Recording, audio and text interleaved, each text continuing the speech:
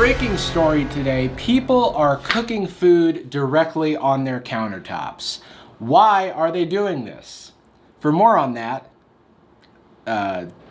counter correspondent Jarvis Johnson. Jarvis? Thanks, Jarvis. Views is why? Back to you. Huh. Fascinating stuff. Anyway, that's the news. Hey everybody, I'm Jarvis, and today there's a video. Last week I made a video talking about TikTok food hacks and why they're so quirky and weird, and during that video I discovered a particularly horrific hack called the ultimate nacho hack, and it didn't show up in my main video just because it was like too long, but I did talk about it at length on my second channel, and that's where our story starts today. And we're just gonna completely get it all on the counter. Get your hands in here and just blend them in, just like that. And then she makes them into a ball with an ice cream scooper and eats them in a cone. Cool. And the whole time the guy behind the camera has no questions at all for her. He's just along for the ride. Oh, he does have one question. You're gonna take your ice cream scooper? What are you gonna do with an ice cream scooper? This video left me with a lot of questions, like, why did you do this, being the main one? Two, being, why did you do this on a counter?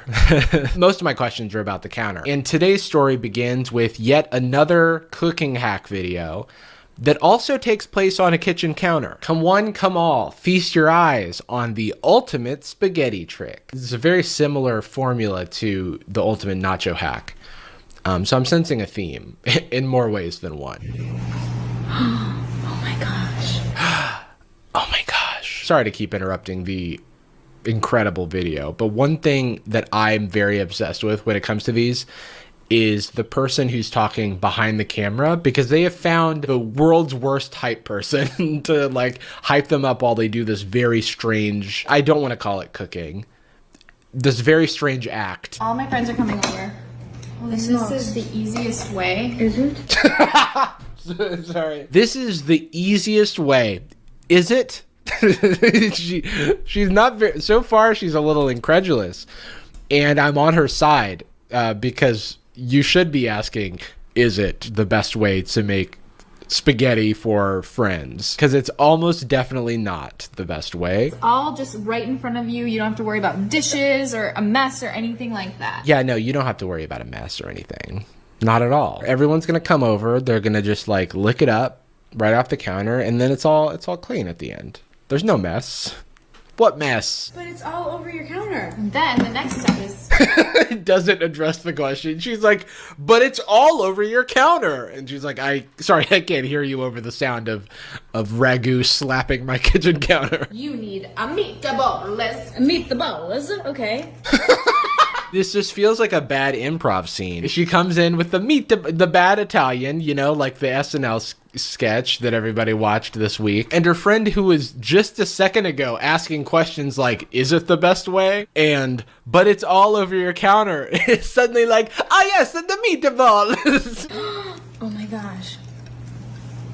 Oh my right in line. gosh. Now the hype woman, the behind the camera person, is falling into the usual trope of just going, wow, oh my God, I can't believe what you're doing right now. And you've done this before. Oh yeah, we do this all the time. This is like Holy literally smokes.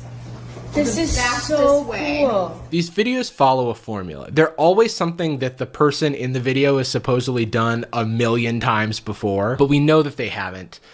Because they're gonna stain that white marble countertop. I don't see any ragu stains on it so far, so they must be, the only logical explanation is that they're replacing their countertop every time they cook. That way there's no mess. It all makes sense. There's no mess because you throw out the whole countertop. So that's Parmesan cheese? Yep. I'm just gonna say it right now. I am enjoying myself. I'm not providing useful commentary whatsoever. So that's Parmesan cheese? Yeah, girl. I can read it, and I'm looking at it through a computer. You were there. It says Parmesan cheese in pretty clear font. You just go in a straight line. Yeah. Yeah. Everyone loves good cheesy Oh my spaghetti, gosh, so you want to of make sure course. that you're getting enough in there. Right. Wow. So many unmotivated wows. Like, wow, this is incredible. Or maybe, wow, you're really cooking on your counter right now. And then you take your noodles Oh my gosh. and you just dump it. You know, for a second I thought maybe they're cooking on the counter because they don't have any utensils or bowls or anything like that. But you have spaghetti right here in a pot. You could have just put the ingredients in the pot, and she knows this. I don't think this is going to be enough noodles. Definitely not. That's the only problem, actually, is that there's not enough noodles. So hopefully if you could add some more noodles, this would be perfect. Because you don't want your guests to go hungry. I would never want my guests to go hungry. Okay, so we pile them on up there, Wow. just like that. Wow. Why does she keep saying there's nothing interesting happening? It's like steaming. Oh my gosh, that's so cool. You have cooked a noodle before, right? Like, or are you like familiar in general with cooking? Because steam coming from a boiled noodle shouldn't be too much of a surprise. What do we do? Well, you gotta mix it up, girl. Okay, let's mix it up. I want to go back to when she was asking questions, when she was asking the hardball questions about why we were doing this. Because I'm not in the mood to mix it up, girl, is what I'm saying. How delicious does this look? It looks so good. And it's not working. Whatever you're doing is bad. This is amazing. Where did you see this? Like, is this a family tradition? Well, I'm Italian, Yeah. and real Italians, this is how you make spaghetti. Oh, I didn't know that. You just said that to upset people, I'm pretty sure. I'm pretty sure you just said that to make people mad. Oh, I didn't know that. Yep. I didn't know you were Italian. We also haven't met. Who are you? Why am I here? I was just going to my apartment and you said, hey, can you come in here and film this? And I was like, well, I've got nothing better to do tonight. And she said, I'm making pasta, and I do love a good pasta. So then I just walked into her room, and then she locked the door behind me, and now I can't stop filming, or else is what she told me. Add a little salad at the end. Oh my gosh. Right Yeah. here, like that. You see that? Yeah. Heck yeah, I do. Heck yeah, I do. Golly gee, I sure do see the salad there. This is really like a full. She's been fully radicalized, like over the course of this 2.5 minutes. Italian. Oh my gosh. Duh. What do we do with that? Hold on, lady. Sorry, I feel like I make the same observation for every single one of these because they always ask the same questions. What are you gonna do with that ice cream scoop? I don't know, man. Probably scoop up the fucking food that's in front of the scoop is what I'm gonna do. What are you gonna do with the garlic bread that's clearly untoasted and just like there? They couldn't be bothered to prepare that whatsoever. I'm gonna put it on the table and pretend like it's done. This is like everything you need. This is everything you need. This wouldn't impress anyone who is coming over. Yeah, this is a lie. It's a lie. No one's coming over. You're gonna throw this away after you're done. I'd be willing to bet. Yes, I would. This is a definition of family style. Come on over, everybody. Get on your knees and eat my sketty.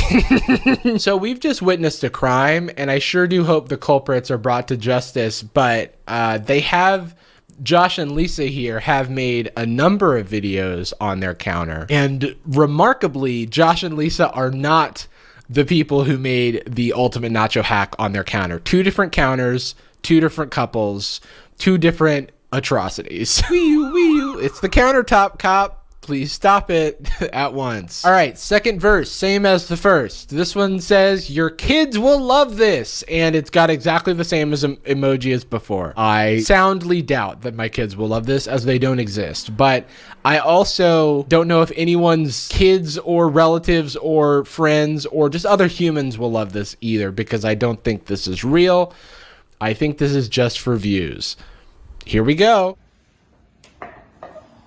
And you get your hot dogs, spread them in a line. I don't know why they pretend that there's like a recipe of any kind here. Like spreading them in a line, we know you're just going to mix it all up. Like, why does it even matter?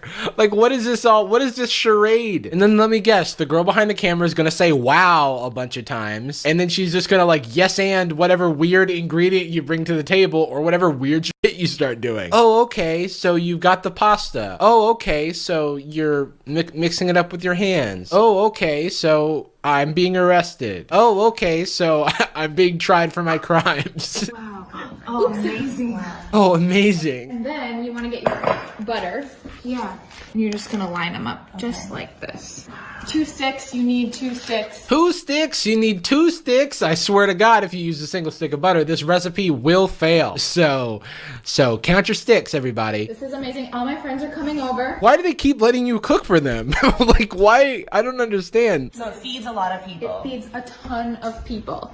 We're making Oh my word. big old buckets of mac and cheese. Get you a friend who every time you show them a pot of cooked pasta, they lose their mind. Oh my word, is that cooked macaroni? It's really important seasoning, guys. Seasoning is important if you want the pepper. It's funny because she didn't season the last recipe at all. She just poured a bottle, 2 bottles of ragu on the counter and was like, it'll get seasoned by the Lysol that's on the counter. So that's all we got. It's a lemon. It's gonna have like a little bit of a lemon taste from the chemicals. Ready? Just like that. You want to make sure everything is covered, okay? It doesn't look good. You can stop gaslighting us, Lisa. Hey, you can use utensils, but This is easier. and it's more fun. Get your hands dirty. You're cooking. You're in the kitchen, okay? Why not? It like won't come off her hand. She like is trying multiple times. Your kids would love this. Okay, so that's where the title came from. Just because her friend was like, "Oh, this is a good activity for the kids." I would prefer if it weren't an activity for anyone, actually. Can I see that? Can you give me a handful so I can see? Yeah. How's it look? You guys, this mac and cheese is gonna be so amazing. Yum. There's nothing special about this recipe. You're talking about the butter's gonna melt. There's still just like full-on chunks of butter everywhere. And then the best part is, everyone gets their own little portion. So you pull up chairs Oh, so she got chairs, which is an improvement over the last video. right to the edge of the counter. Okay. Wow, Wow. So good? it's so good. Oh, how convenient that you cut out the clip of you eating the food. And last but not Lisa, I'm allergic to kitchen counters. Last but not Lisa, we have an ultimate party trick from the counter queen herself, Lisa, Josh, and Lisa. This should be called Lisa and Josh. Josh is really, he's AWOL. He skipped town years ago. This is the ultimate party trick. Not to be shown up by Taylor Watson, the countertop nacho lady. Lisa wants to show that she can also play that game. 2 can play at that game, Taylor. All right, so check this out. So, do you know that like charcuterie boards are kind of going out of style? What kind of boards? Charcuterie boards are kind of going out of style. Right. They're not fancy anymore. No, and when your friends come over, Now it's funny to me. Now it's funny to me. Also, what kind of premises charcuterie boards are going out of style? Like, what? you want to still give them something that's super visual And fun. and fun. So the premise is that charcuterie boards are out of style, but what is in style is countertop nachos. As if these friends, when they come over, are like, ugh, Lisa with the charcuterie boards, you're so 2019. Make it on your counter, Lisa. Come on, get with the times. I honestly don't love spice though, so is this gonna... No, this is medium. This is This totally is fine. medium. Okay, cool. Now that we know that it's not spicy, I'm along for the ride. Like, fuck me up, Lisa. I wish you could smell how good this is. I'm actually glad I can't. So that's actually pretty good for me. Gotta have black beans in your dip. Wow. You've gotta have them. They bring extra protein, so it makes it really healthy. This is really pretty looking. I know, it's gorgeous, right? No, this is a lie. You're saying things that aren't true, Lisa. This isn't pretty. This isn't particularly healthy. Black beans are involved, but like, I mean, I don't know. Wow, so this is like really impressive to people that Like, come over. yeah, your friends are gonna come over and they're gonna be like, I need to eat this. That was a great impression of the friends that come over. You know when you go over to your friend's countertop and they've just got food there with no sort of rhyme or reason. I go, hey, Lisa, I gotta eat that. This is for your spicy friends. This is for my spicy friends. Yeah, and there's some carrots in here, but that's fine. You're gonna mix it all up. Wait, what? She was just like, let's use the medium queso so that my friends who don't like spice won't be offended. And then she's adding jalapenos and she's gonna mix it all up. So like, what was the purpose of all that? That was all just like, they don't just say anything in these videos. And guess what the last ingredient is? Okay, wait, let's guess. What is the last ingredient? So we do need chips. We need something to dip this into. Guac I can see as an option. I really don't know where this goes. What is a chip dip without? 100%. Oh, sour. I'm such a dummy. I'm such a dummy. I would, yeah, that is easier. Oh, why did you throw it down? That is easier. That is easier. Sorry, I know it's a joke. I know this is fake on purpose. And it's still offensive to me. You want a big tub because this is what brings the creaminess to the dip. Oh, okay, so the cream brings the creaminess? That's pretty good to know. The jalapenos are what bring the like jalapeno to the recipe, and then like the black beans bring like the black beans. The queso brings the cheese to the recipe. And then the sour cream brings the creaminess. So it's really just everything's working together. This is really colorful. This is more colorful than a charcuterie board. It's super colorful. Like, look how beautiful it is. It's so pretty. I feel like this has just as many colors as like a charcuterie board could have. And also the color, why are we arguing the colorfulness? Like, what is it even, there's no, like, what does that even matter? You could open up a box of Trix cereal and go, wow, this is more colorful than a charcuterie board. Like, what are we, that doesn't accomplish anything. Though that does sound better than this. Tricks are for kids. So that's a hack that your kids will enjoy. No way. Yeah. Oh my gosh, you guys, how good does this look? You have to mix it. That's where the flavors are coming in. And then you can see, you want the sour cream to be dispersed everywhere. She's like explaining the merits of like mixing things together. It's like, you want some of the ingredients from over there to be over here. And her friend's like, wait, how are you doing this sorcery? And then, So interesting. what we're doing,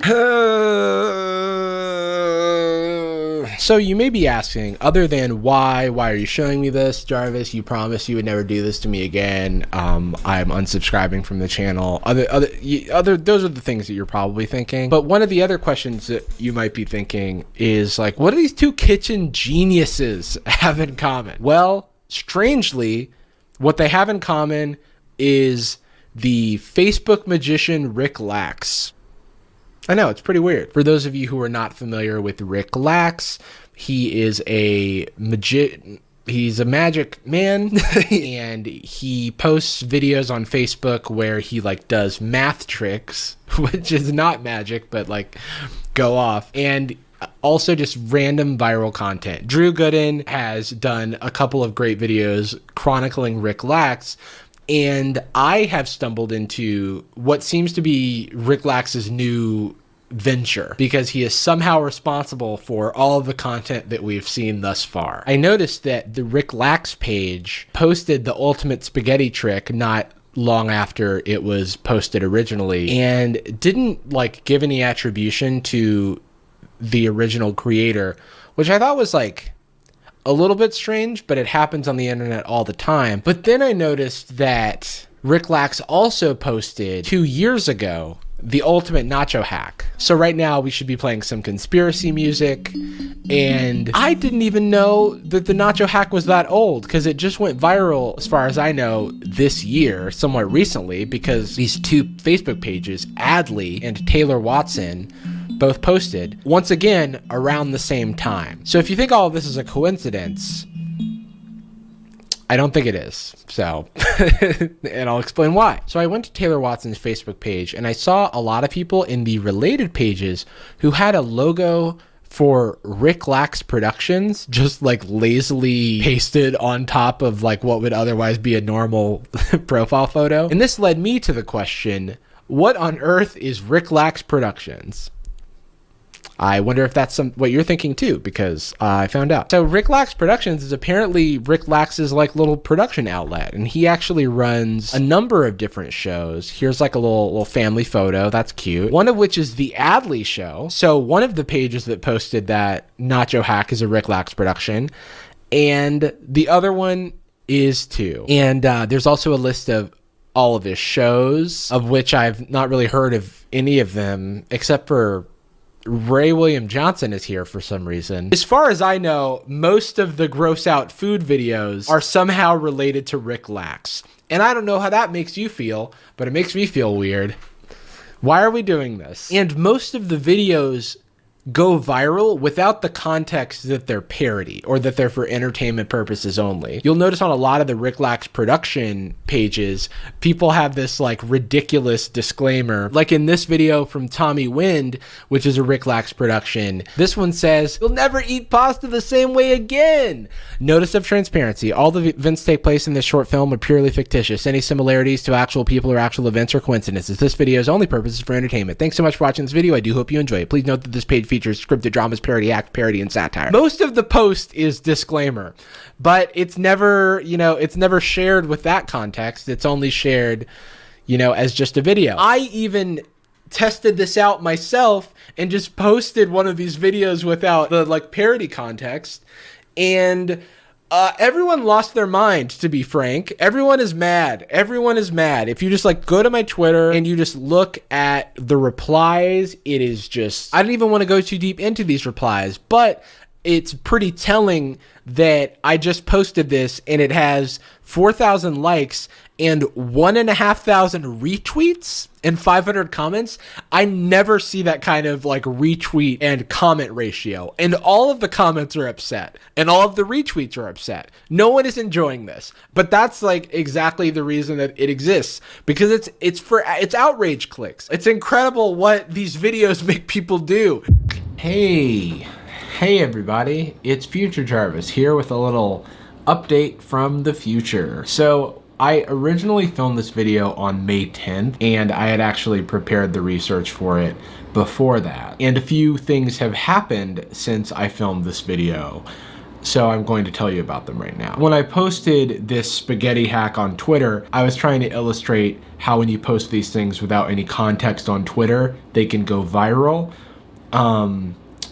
So I posted this without context and it went viral on Twitter. But it went crazier than anticipated. This video got over 9 million views, 60,000 likes, 45,000 or 50,000 retweets, all of which were people who were very mad at me or very mad at the people in the video for the crimes that they were committing. But it didn't stop there. Oh no. It then became a nationwide trending topic in the United States. Specifically, Prego was trending. Maybe not the best day for their PR team, I have to imagine. My apologies, by the way. And also a bunch of celebrities chimed in, like Garfield or Patton Oswalt, a comedian who is also the voice of the rat Remy in Ratatouille. I thought that was pretty funny. As a side note, I love you, Patton. Hello. And then I went to sleep. And when I woke up, my friend had tweeted me this article on Eater that was exactly the story that I'm telling you right now. So I got scooped.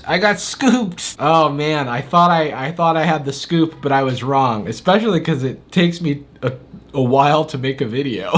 But this article from Eater is really great. It includes a lot of statements from Rick Lax himself. It also features some of our favorite characters, like Getty Spaghetti makes an appearance. Getty Spaghetti. There's a great quote in here where Rick Lax says that while he's not a foodie or an expert, he objects to calling the recipes gross, which is wrong. I mean, it's a pretty unpopular opinion to have, especially considering, I don't know, have you ever read the comments on any of these videos? My other favorite quote in this article is when Getty, speaking about her recipes, says, and I quote, "It's nothing that people should do." I mean, she's got a point. This is why Getty still has my heart. Another relevant part of this article is that Lax is extremely adamant that the videos going viral outside Facebook are not his videos. They're stolen. He's especially angry at Ellen DeGeneres for posting other creators' reaction videos to his own videos without linking back to his page. This is funny because the day after this article was posted, I received a DMCA takedown notice for the video that I posted, even though I did link back to the original content, which is fine. I mean, go off, King. If anything, I expected it to happen sooner. You know, like before Garfield got a chance to respond. No, but seriously, people are so mad. Everyone's so upset. I can't even share half of the replies to that tweet. They're still there on my Twitter at Jarvis Always Be Plugging if you wanna read it. I figured I'd leave up the DMCA as a historical artifact. I really do recommend reading this article. It's full of fun little nuggets. Like, Rick Lax maintains that most of his recipes being created within the network are legitimately meant to be practical. He repeatedly objected to descriptors like gross or awful. We're creating good videos, he said, before clarifying, when I say good videos, I mean videos that perform well on social media. I also wanted to say that I don't wish any ill will to the people who are doing these productions. I mean, I think it's a waste of food. I do think it's a waste of food, so like stop doing that. But I'm mostly just talking about like this is a weird internet moment that we're all captivated by. And that's been the future update. All right, back to the past. Okay, everybody. That's all Detective Jarvis has today for uncovering the internet's biggest mysteries that are better kept actually as mysteries. I hope you enjoyed this. I didn't try any of these hacks today because I don't have a nice enough kitchen, but I hope that like you could use your imagination as to what it would be like if I tried them, which is that I would make delicious food. All my friends would come over. Real Italians would be there. Kids would be there. Charcuterie boards would be nowhere to be found. It would be a great time. So thanks again for joining me on our journey of people do weird stuff for views. Hey everybody, it's me, Jarvis. Or is it? No, it's me. But how would you know? So today I want to talk about something that has been gracing my nightmares, which is this deep fake of Tom Cruise that went viral on TikTok recently. I'm gonna show you some magic. It's the real thing. I mean, it's all the real thing. If you have already seen this, my apologies for subjecting you to it again. And if you haven't, yes, you have. I just played it. Before we deep on these fake dives, first, I figure I should probably explain what a deep fake is. I could probably look this up, but I have a computer science degree.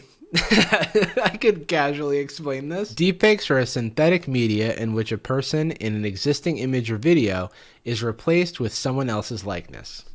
See, right off the top of my head. The way that deepfakes work is that they use artificial intelligence and a ton of like photographs and references of the person that's being deepfaked. So like, for example, Tom Cruise. You need a lot of images of Tom Cruise at various angles and vantage points. But lucky for us, Tom Cruise is a movie star. So there's tons of photos of him, and movies are actually a bunch of photos stuck together. So there's lots of famous people are easier to make deepfakes with, is what I'm trying to say. Deepfakes have been in the news in the past for being used for bad reasons, like taking someone's likeness and putting it into some sort of lewd video, which is very bad. It's a no-no. Please don't do it. And also in funny instances, like this TikTok sketch that features Harry Styles. It's not really him. It's a deepfake. Harry, what do you want for breakfast? I want strawberries. Or there's horrifying instances like somebody deepfaked Hard Rock Nick's face onto my body. At Jarvis Always Be Plugging. Because they just woke up and chose violence. So I'm sleeping great. Anyway, the point of this video is to bestow my nightmares onto you. So let's begin where all of my nightmares start. Tom Cruise. That's why. Oh. It's it's a little embarrassing, you know. It reminds me, I was once in Russia. If there's one thing that's like not believable in this video, it's not the deepfake.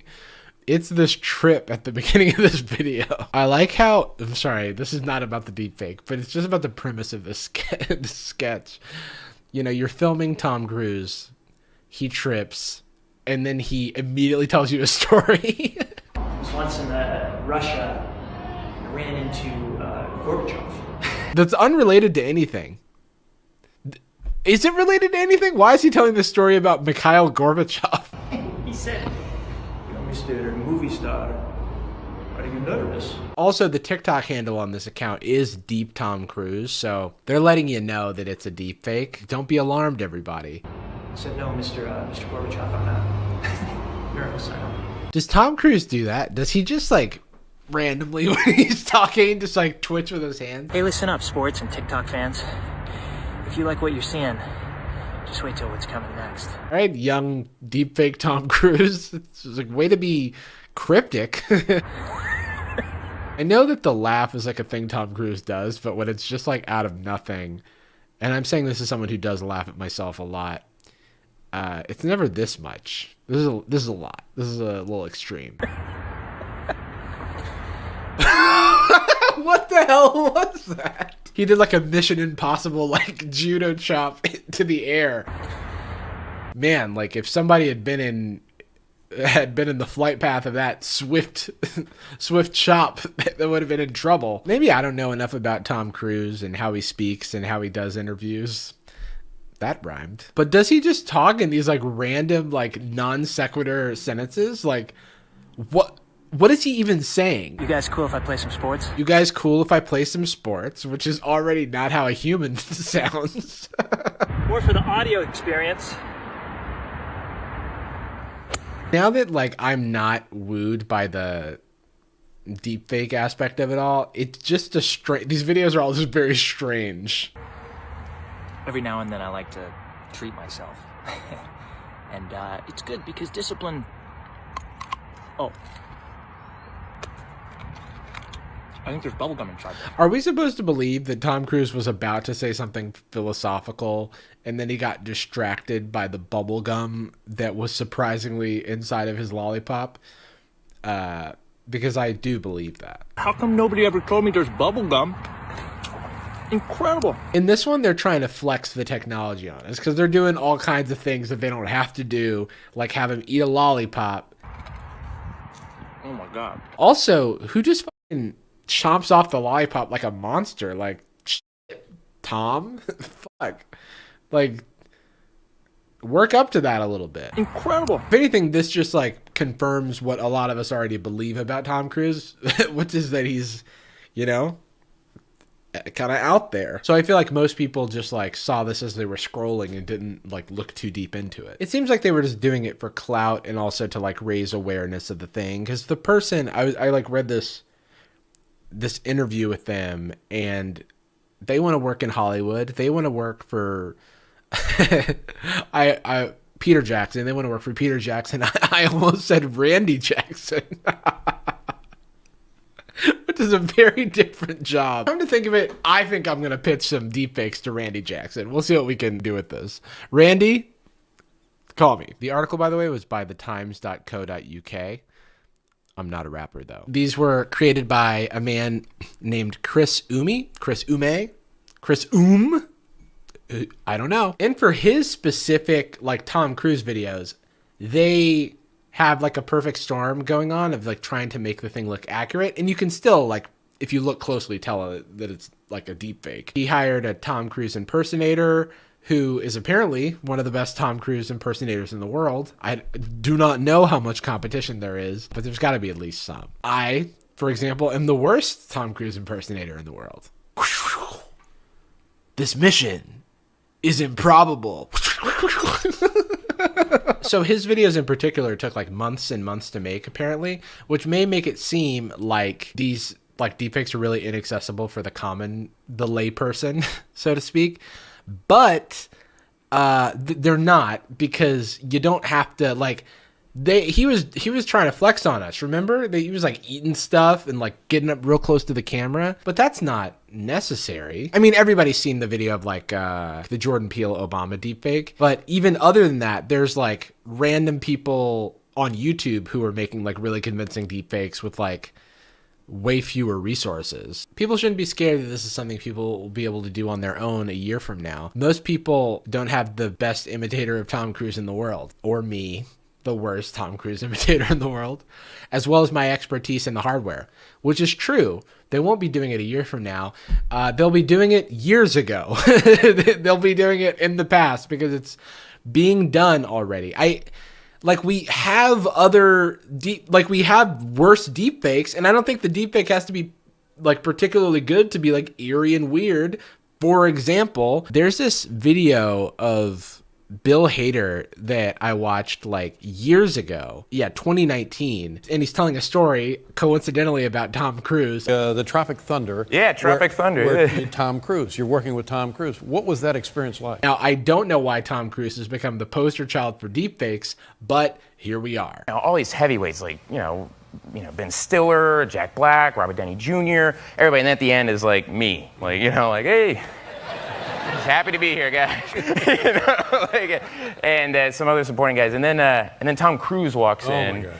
And even those guys are like, whoa, and he's super stoked. Did you catch that? And then Tom Cruise walks in. It's weird. It's creepy. Also, we love Bill Hader here. We do stan.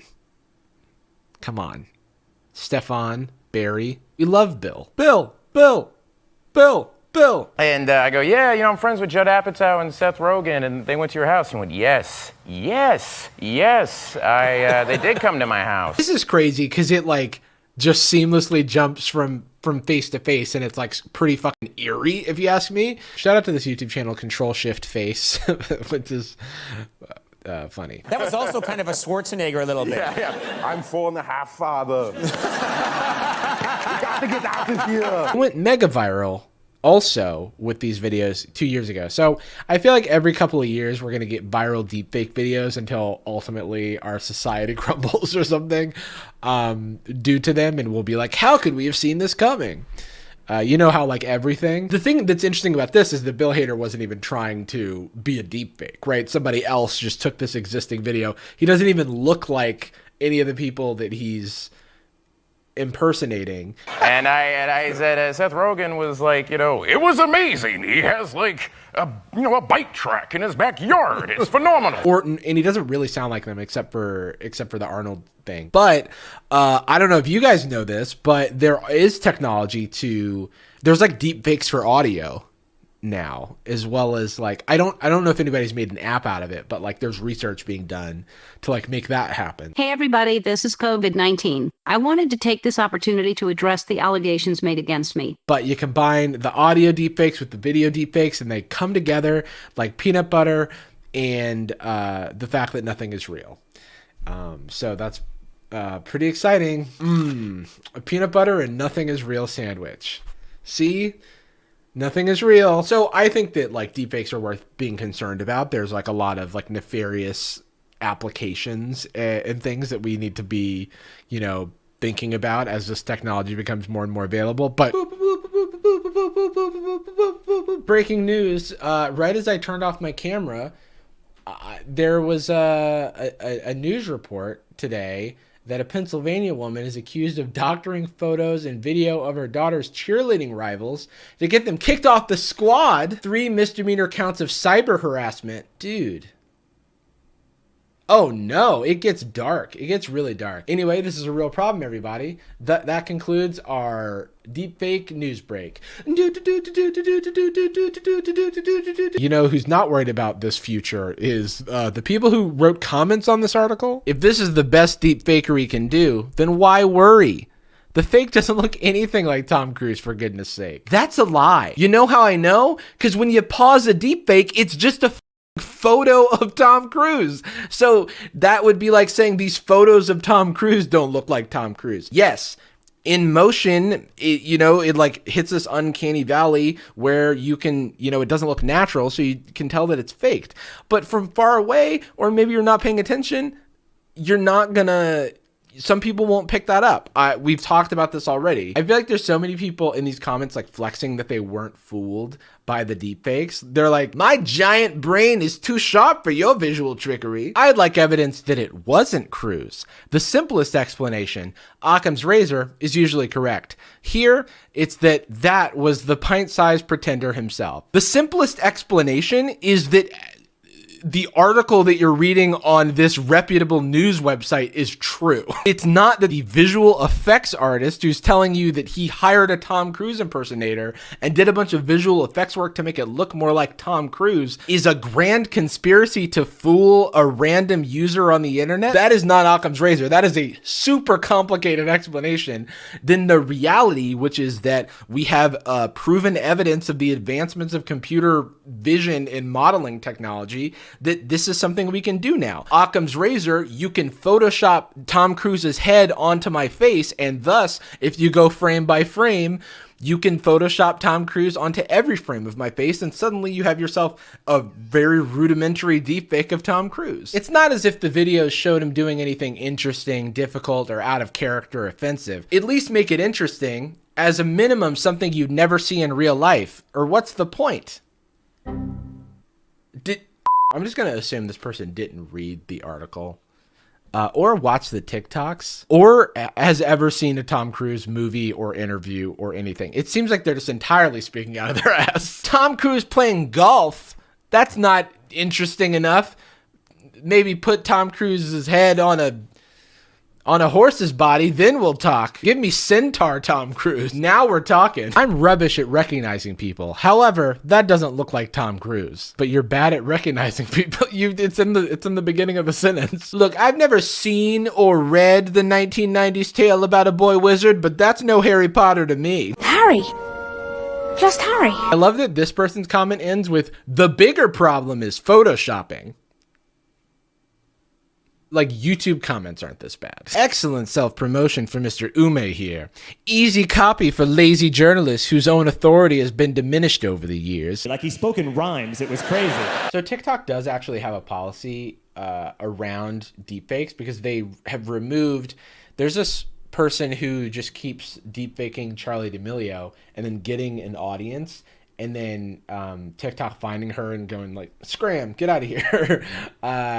And they didn't remove the Tom Cruise guy because it was like clear that he was creating a deepfake, whereas the Charli D'Amelio person was trying to impersonate Charli D'Amelio. I feel for the TikTok support staff who have to be like chasing down Charli D'Amelio copycats. And I feel bad for Charli D'Amelio, who is first and foremost a child and is entitled to her own privacy. And she would be entitled to that privacy if she was an adult as well.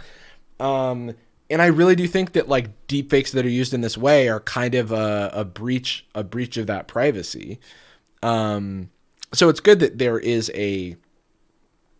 there's like a policy against it. But what bothers me is that there are clear dangers with deepfakes, and just like letting them run amok and stuff. It's just really annoying to me how people can't even imagine that someone doesn't want to be critical all the time when they're on the internet, especially about inconsequential things or seemingly inconsequential things. If everything you saw on the internet, you had to get to the bottom of the case as to whether or not it's real, that's an impossible task.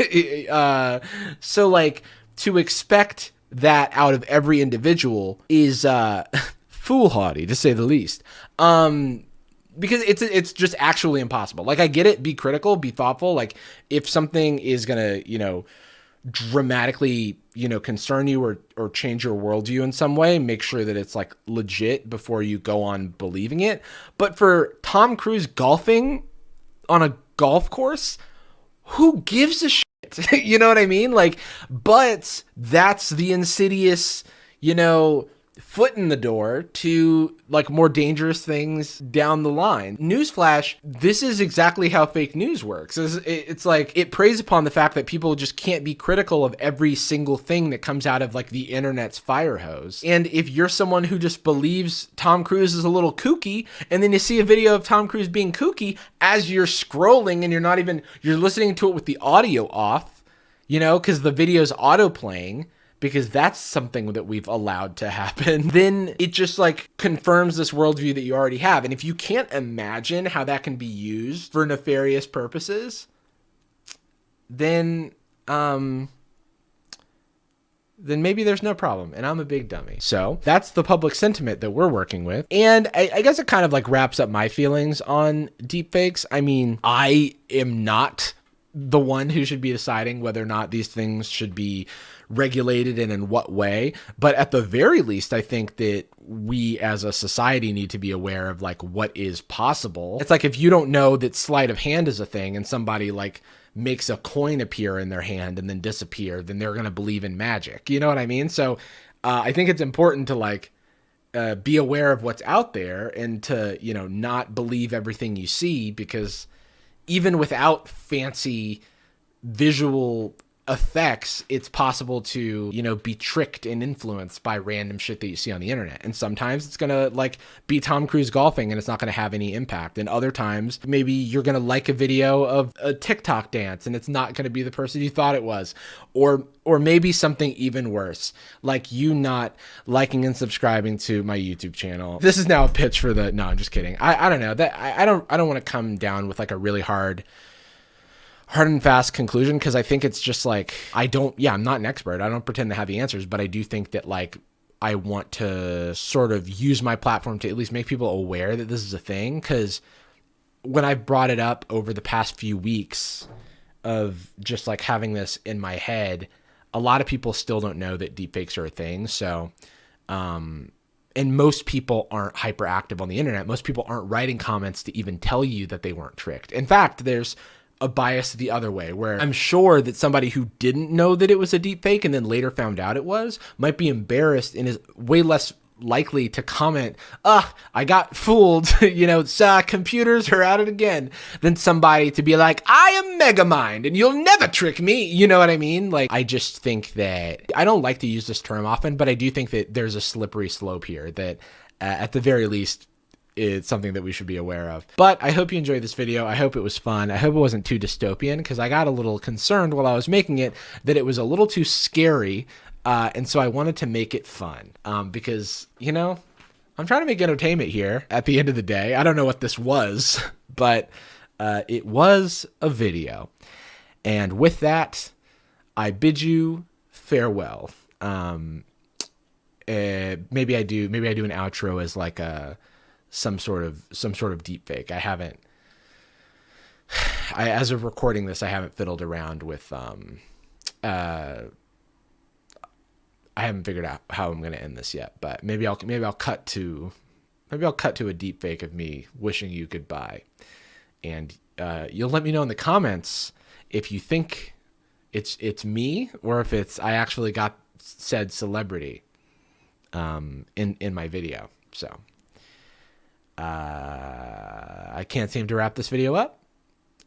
In fact, I've definitely cut it by now. So I'm still talking for no reason, because me nor anyone, no one's going to see this. I want to be the very best. Hello and welcome back to Burning Money in a Fire. It's not technically burning money in a fire, but it may as well be. Today we're talking about something that I learned about yesterday and had to talk about on the channel. I don't know if you guys have been paying attention to the situation with Logan Paul and Pokemon cards, which is a sentence I never thought I'd say. Logan Paul, friend of the show, has gotten really into Pokemon cards recently, going as far as to purchase a first edition base set box for like $200,000. So pocket change. So Logan Paul's gotten into Pokemon and he's made a bunch of videos about it. They're actually quite endearing and entertaining. Like, he very clearly is enjoying himself and having fun and seems to love what he's doing. And that's another sentence I never thought I'd say. I stay pulling chances, dog. Logan Paul also opened these cards on a live stream and sold all the packs, and he ended up making like 400 grand and donating over 100K to charity. So that was pretty cool. In the wake of the Logan Paul effect, Pokemon cards have shot up and they've reached like an all-time high. They're super expensive, and it's and that's oh my gosh. And it's inspired a lot of people to get into Pokemon collecting, many of which know nothing about Pokemon. Unlike me, I know stuff about Pokemon. I used to be a Pokemon master. I was the very best. Longtime fans of the channel will know that I am a nerd. I know I give off this cool jock persona, but at my heart, I'm a nerd, baby. When I was a kid, I used to play in Pokemon TCG tournaments at my local Toys R Us, the Pokemon League. Wait, I've got some memorabilia.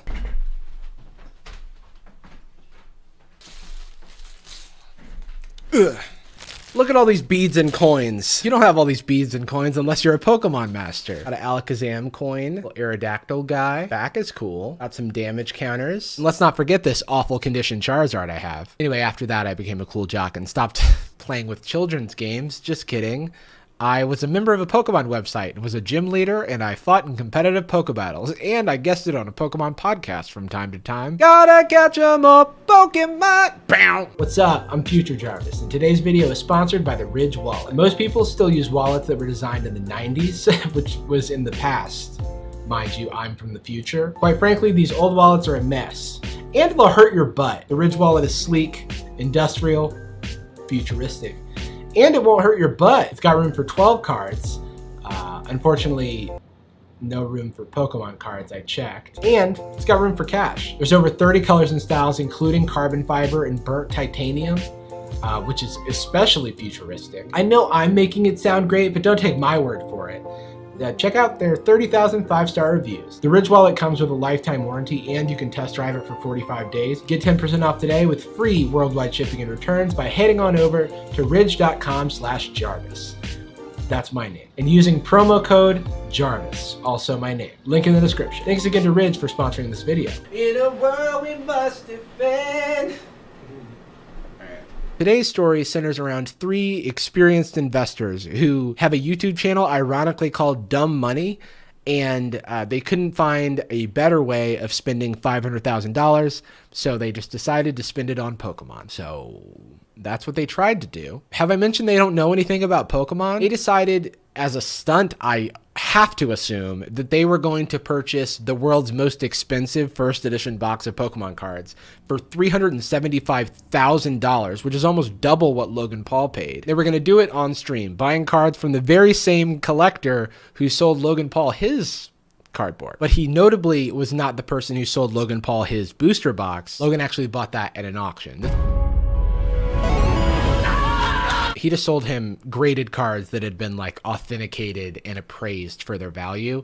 So big difference there. These are the guys that got scammed. The seller in possession of these fake cards, who was Logan Paul's Pokemon expert, goes by the name of Collectibles Guru. He comes from the crypto community, where he's known as the Crypto King. So he's clearly not very creative when it comes to choosing his handle, because all it is the industry he's in, plus some sort of like high position. So if he was a YouTuber, I assume he'd be called the YouTube Emperor. While he sold Logan legitimate product, there were a few signs that gave people pause to his credibility. For starters, upon first meeting Logan Paul in his video, references a drug deal. This feels like I'm trafficking a kilo, but like the price is actually probably more than a kilo. That's what I'm saying. My guy, why do you know how much a kilo costs? Just a quick glossary. PSA and BGS are both companies that grade cards on their quality, and a PSA 10 and a BGS 10 are the best quality there is. And that's like the cards that have the highest value are PSA 10. He also became a bit of a meme in the Pokemon community for claiming that this Bulbasaur card that by all accounts is worth like $3,000 to $4,000 was worth $30,000. And Logan Paul didn't believe him and asks him 3 separate times, and the man doubles down every time. What's a Bulbasaur go for, Jake? BGS, 10,000, 20,000 plus, maybe 30. Last sold 3,000 to 4,000 if it's a PSA 10. 10K to 20K, 30K tops. Last sold for 3 to 4K. What do you mean 10 to 20K if the last sold was 3 to 4K? Wouldn't that mean its price was 3 to 4K? Maybe this is something about the big brain collector community that I don't understand. I watched the video that Logan did with this guy to look for signs of him being scummy, and there weren't a ton, but then I went to his Instagram and there were a lot. Also, he's just like not nice on social media. He seems very not nice. Editing Jarvis, by the way, just thought I'd pop in and say hi. Anyway, he's the guy with the cards, and Dumb Money, I can't believe their name is Dumb Money. Dumb Money agrees to pay $375,000. They're going to give away the cards to charity. They make all of these grandiose statements about the stuff that they're going to do with the money that they don't have yet. They're very much counting their chickens before they hatch, counting their cards before their packs, counting their packs before they bought, counting their cards before they've been opened out of packs is the metaphor I'm going to go with. They self-proclaimed to not know anything about Pokemon. And I knew nothing about Pokemon a week ago. Absolutely nothing. Which seems like a bad idea to me. While Logan Paul is like clearly a fan of Pokemon and very nostalgic for it, the Dumb Money guys are fans of money, I think, but not at all fans of Pokemon or nostalgic for it in any capacity. They're just doing this to invest, which I guess is their whole deal. But it really takes the fun out of it, let me tell you. Since they're not experts, they invited real Pokemon experts like Leonhardt and this guy, Scott Emmer. I'm Scott Emmer, DFW Pokemon. Who I don't know, but Leonhardt's really cool. I watch a bunch of his videos. He seems like a nice guy. This is kind of a historic day, not only for Dumb Money, but for collectors. This is a historic day for Dumb Money. Also, is it weird that I'm wearing a sweatshirt that says empathy, but I'm laughing at rich people? Let me know in the comments down below. These guys seem obsessed with making history because they're trying to like double everything that Logan Paul did. They're like, well, he paid $200,000 for a box. We're going to pay $400,000 for a box. He donated $100,000 to charity. We're going to donate $400,000 to charity, or whatever the packs sell for, or whatever. And it's just like, there's no heart in it. So it's like not interesting. Also, can we talk about the stream setup? They have like 5 cameramen, a boom operator. Everyone's wearing lav mics, so they like really want to capture this, I guess. And they also have an armed security guard. I don't know if the camera people were told to social distance from everyone else, but they are very far away, giving us the least appealing view of the action taking place. This is the most expensive, bad-looking stream setup I have ever seen. Today we're doing probably the single largest transaction in Pokemon history. Cool. It doesn't really carry weight when you aren't in the Pokemon community, though. Like, you're just like getting in the community to like make some history, and then I don't know. It just like it just doesn't sit right with me. This is insane. It is insane. Also, they have no camera focused on the card, so we're just forced to look at these guys at a meeting table the entire time, which is not. No one wants to watch that. We want to look at the cards. Oh, and how are they sending the $375 grand? Via wire transfer, I suppose. PayPal? Oh, a $30 Amazon briefcase filled with $100 bills? Okay. I guess that's one way to do it. Also, since this was streamed live on YouTube, there's a chat replay, and the chat is the funniest thing I've ever seen. Looks like a hostage negotiation. I don't know if I'm about to spend $375,000 on a resealed bogus box of Pokemon cards. I know. And the results will surprise you. We are purchasing a first edition 1999 Pokemon box base set. So eventually the sellers arrive. Eventually the sellers arrive. Perfect timing. Here they are. Let me get a third chair. Hey guys, it's yeah, it's fine. Everyone in the chat seems to know that he's a scammer. Legit feels like a Pokemon card drug deal. Max Mofo. Bro, get the officer to arrest the bald scammer, please. Max Mofo and the Cold Ones account are in this chat constantly like throwing shade at the collectibles guru, and it seems like they know something I don't. That's my introduction to Pokemon. You basically are the only reason I've even heard of this being a thing, right? And why are you doing this? Also, why is his head so shiny? I heard the bald dude's a crypto scammer who's moved to Pokemon to hyperinflate prices. What do these people know? Meanwhile, Leonhardt's like, he's the reason you know about Pokemon, not me, an established Pokemon creator who's also competed in American Ninja Warrior. Oh God, it's Guru selling them the box? Guru about to announce that $30,000 Bulbasaur. During that deal, I sold them under market cost. Everyone's like, oh, you're inflating prices, you're selling them to them over cost. I'm like, I could get 22 to 23,000 for the card, one of the cards I sold them, and I sold it to him for 16. Arrest One Punch Man ASAP. Oh man, it's so, I feel bad laughing, but it's funny. So like they're calling it 12 minutes into this hour-long live stream that something is afoot, and we're about to find out what it is. So then they talk about seeing the Logan Paul video and about how they were interested in essentially doing the exact same thing. And they talk about Logan Paul's clear love for Pokemon and how he doesn't have any interest in inflating the cards. But kind of seems like this guy does. Is this my favorite thing from my childhood and the only thing I'm nostalgic about? When I sold my first Pokemon card for 70% profit. It's the only thing you're nostalgic about? Also, he follows that sentence with, when I sold my first Pokemon card at a 70% profit, like, are you nostalgic or not? Like, it sounds like you're nostalgic for profit. Money, I mean, Pokemon is the only thing I'm nostalgic about. Your actual work illuminating that market brought more value to everyone in the market, including yourself.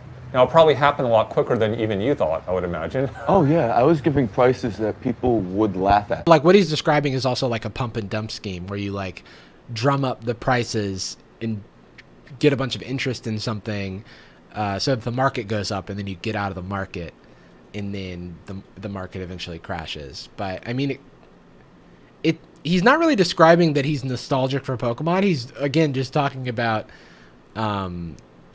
his plan to make a bunch of money on it. Well, people say he's only in it for the money. Yeah, I did just say that, actually. People have laughed at me for a long time. In fact, my book was called Laughing at Wall Street because I laugh at smart money. You know, people think that we're dumb money, but we've proven that dumb money can do quite well. Whatever you say, man. One of my favorite parts about this absurd live stream is that they, I think, tried to set up something to show chat comments on the stream, but this one comment that says, "Why are you guys even in the same room as these scammers?" Just stays on screen for 5 minutes. And I don't know, Troy really had his head in the game on this one. They actually do have a good plan for the box, you know, giving it all away and stuff. I guess they said they're gonna have like a Pokemon party. It's very weird. They're definitely like getting way ahead of themselves, but that just makes this whole thing sadder. I didn't know if you actually wanted to open it. Yes, we're gonna open. Let's have it open on camera live. So he just said that he wasn't sure if he was gonna open the cards today, and knowing what we know, that there's not real cards in there, or there's not actually first edition cards in there. All of his actions seem like he's trying to get ahead of the fact that he's about to sell a fake product. Have it open on camera live so we know we're not doing anything weird with the packs. No problem. He gives us the backstory of the box, which I put in quotes because it's a lie. I mean, he contradicts it later on, so I don't know what the truth is, but I just know he's not a reliable narrator. The owner of the box supposedly bought 3 boxes when he was a child. His parents bought him 3. They sat in the gun safe the entire time. So my first question is, what parents put Pokemon cards in a gun safe and don't let their kid play with the Pokemon cards? Happy birthday, Timmy. All right, your gift is going in the gun safe. We'll see you in 20 years. So now that Mr. Collectibles Guru has given us a plausible backstory for the box, he then proceeds to explain why it looks like it's been opened. There's a little bit you'll see of wear on one of the top edges. He says 100% money back for me if indeed it is fake. So people since the beginning of the stream have just been assuming that this box is resealed. Even the buyer made a joke about that. And so someone in the comments is like, Guru knows how to reseal. And I'm like, how do these people know? How does everybody have this man's number? And then he's like, even if this was resealed, it would have been resealed like 20 years ago. It's not like it's been resealed recently. If it was resealed, it was like 19 years ago. And like, if it's been in a gun safe, how would it have been resealed? Like, I just don't. And then how would you know what 20 years of reseal wear looks like? I'm not an expert, but like, it's just a weird amount of massaging before he hands off the box. I've done all the inspections a normal person would be able to do without cracking it. Honestly, I don't understand the purpose of doing all this, talking about whether or not it's fake if they're going to open the box anyway. But this guy like seems to be like delaying the inevitable. And then before he hands off the box, he's like, it all seemed legit. It all seemed legit. As if he, like using the past tense as if he knows it's not. Not to put on my conspiracy hat, but what if when he saw that they were opening the box today, he was like, oh, how am I going to get myself out of this jam? I don't know. It's just there's something weird about it. And also, I mean, I'm biased because the entire chat hates this man. So then they pass it off to Leonhardt, who is actually a Pokemon expert. And he does have doubts. This is my biggest, like, oh my gosh. But it's also like there's enough plausible deniability that like he, you know, it's like it could be wear and tear from 20 years. There's also another guy in here that's been calling out the sketchiness of the box, and he had a verified check mark on it, so I wanted to look him up. And he's just a YouTube barber, and that's amazing to me that this random YouTube barber also is super knowledgeable about about legitimate Pokemon cards. And he's just like, this is fishy. I don't know. I mean, I've cut a lot of hair in my day, and I know when there's a rogue one out there. What do barbers say? As soon as the next guy gets a hold of the box, Guru immediately asks him like, What are your concerns? So, what are your concerns? Give the man a second. Jeez, he just got the box. To me, I don't see any concerns with the outside.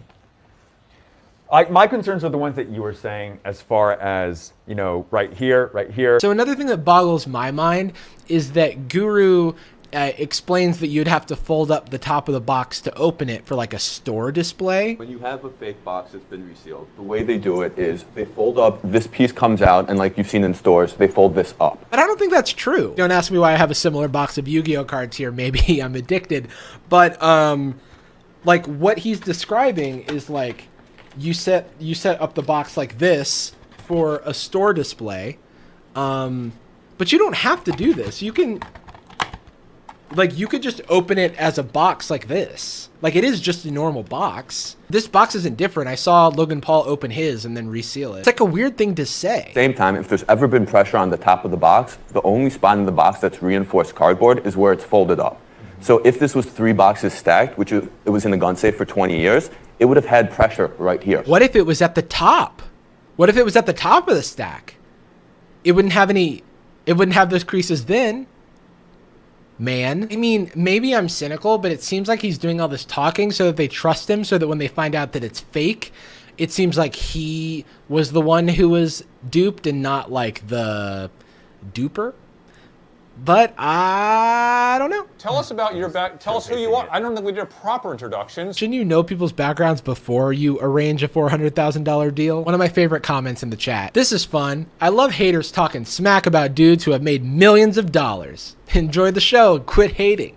No reason to hate, y'all. And we've done the peak test to break it to make sure. So, drum roll please.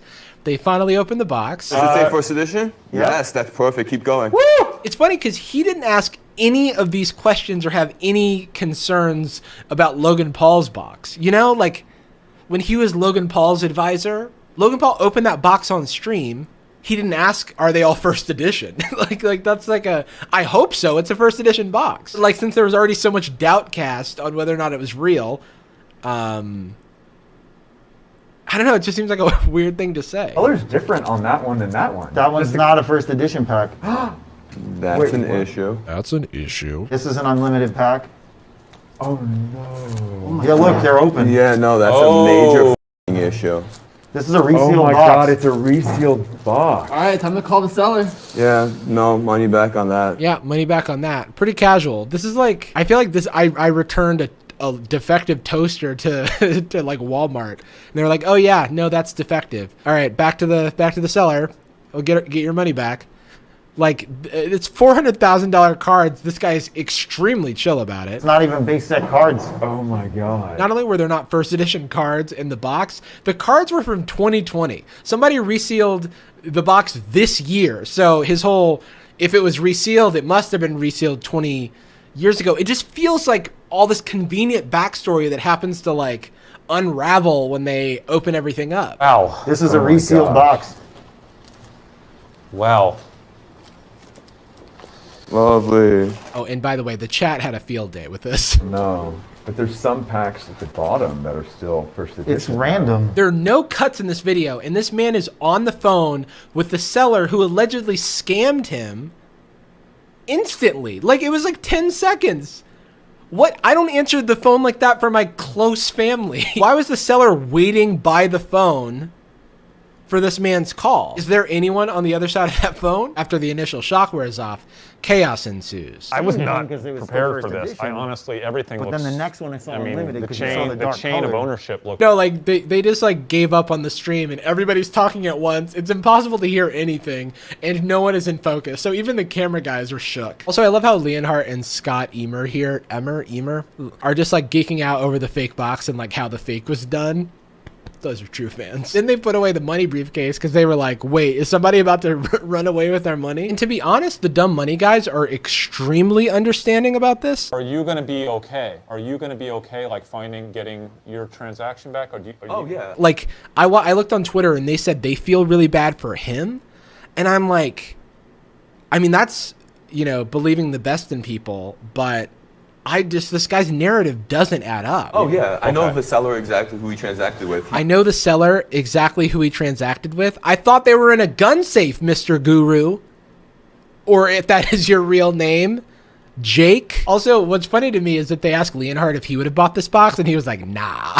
Would you guys buy it? Okay, so honestly, I would not have purchased this box. But why are they asking that question? Like, are they embarrassed that they were duped? Are they trying to see if it would have fooled him? Are they trying to see if the reseal was good enough? Sorry, guys. You know, this, Well, this guy's never spoken before. He's like, well, sorry, guys. obviously it was a shock to all of us. I don't know about all that. I don't know if it was a shock to all of it. The chat was not shocked. They were actually expecting this. What does the chat know? Thanks for being so cool about it. Thanks for being so cool about it. Thanks for not calling the cops. Thank you guys. This Listen, will definitely- you guys, a lot of work for you guys. You have to fly around and then deal with this stuff. So allegedly, the seller has 2 other boxes. Wait. Maybe the seller is a time traveler, and he went back in time and put 2020 cards in the 1999 gun safe. It all makes sense. Oh, sorry. It all makes sense. Okay, so I have a few questions. First off, who is getting screwed in this chain? Because our man Guru here is pulling the Shaggy defense, and he's like, it wasn't me. So it must have been Mr. Time Traveling Gun Safe Man. And that doesn't make any sense either, because he's willing to give a refund. I don't know if these types of sales have refunds. That's so strange to me. I'm wondering if he knew that he would be on camera. I'm wondering if he knew if the experts would be there, because those things seem to catch him by surprise. One theory is that they're just planning to like leave the Pokemon game after this. And so they were trying to make this last sale or something. Because we don't know that Guru has ever sold a first edition box before, because I think the first one, at least from the social media posts of his other colleagues that are in there, that was the first box that they got, and it was a reseal. All in all, this was like the cringiest thing I've ever watched. And you know what? Maybe this was all just a big misunderstanding.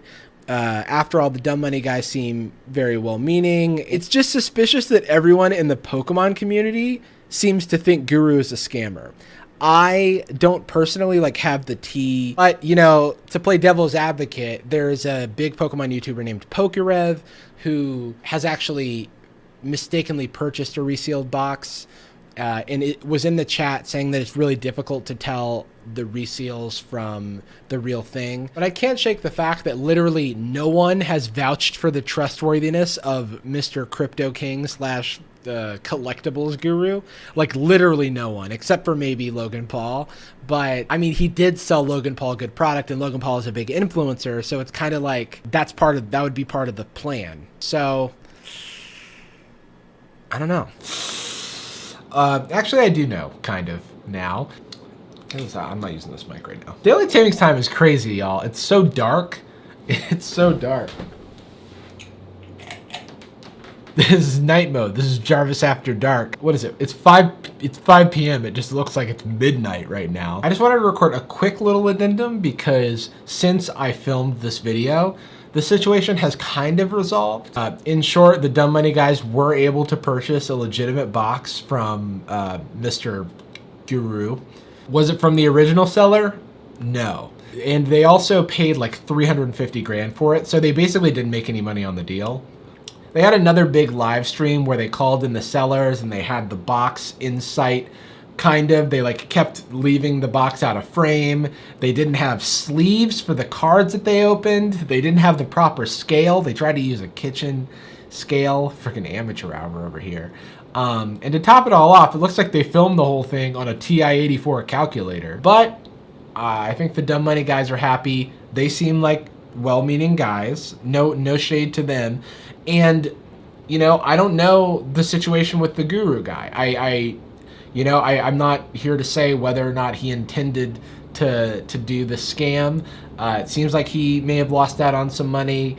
But there's a lot of weird stuff that went down in that transaction. And I still think that my analysis stands even, you know, days after this situation has resolved. So let me know what you think in the comments. This is a weird situation. I want to shout out a couple of people who helped me while I was preparing for this video. I want to shout out Ruxin34. I've been obsessed with his channel lately. He opens up Yu-Gi-Oh packs and Yu-Gi-Oh products I've been getting really into Yu-Gi-Oh lately. Ruxin's the one who told me about this video, and I watched it when the stream had just ended and it had like 20,000 views. I have a feeling that now that articles are being written about this, it's going to go viral in some sort. So, we got the scoop. We got the scoop. He's really close to 25,000 subscribers, so please do him a favor and check his channel out and subscribe, because he will really appreciate it. And I think that would be super cool. I also want to shout out a creator by the name of Yizzy. Yizzy just hit 1,000 subscribers, so congrats. Also want to shout out another small PokeTuber by the name of Not Shivam. I hope you guys enjoyed this video.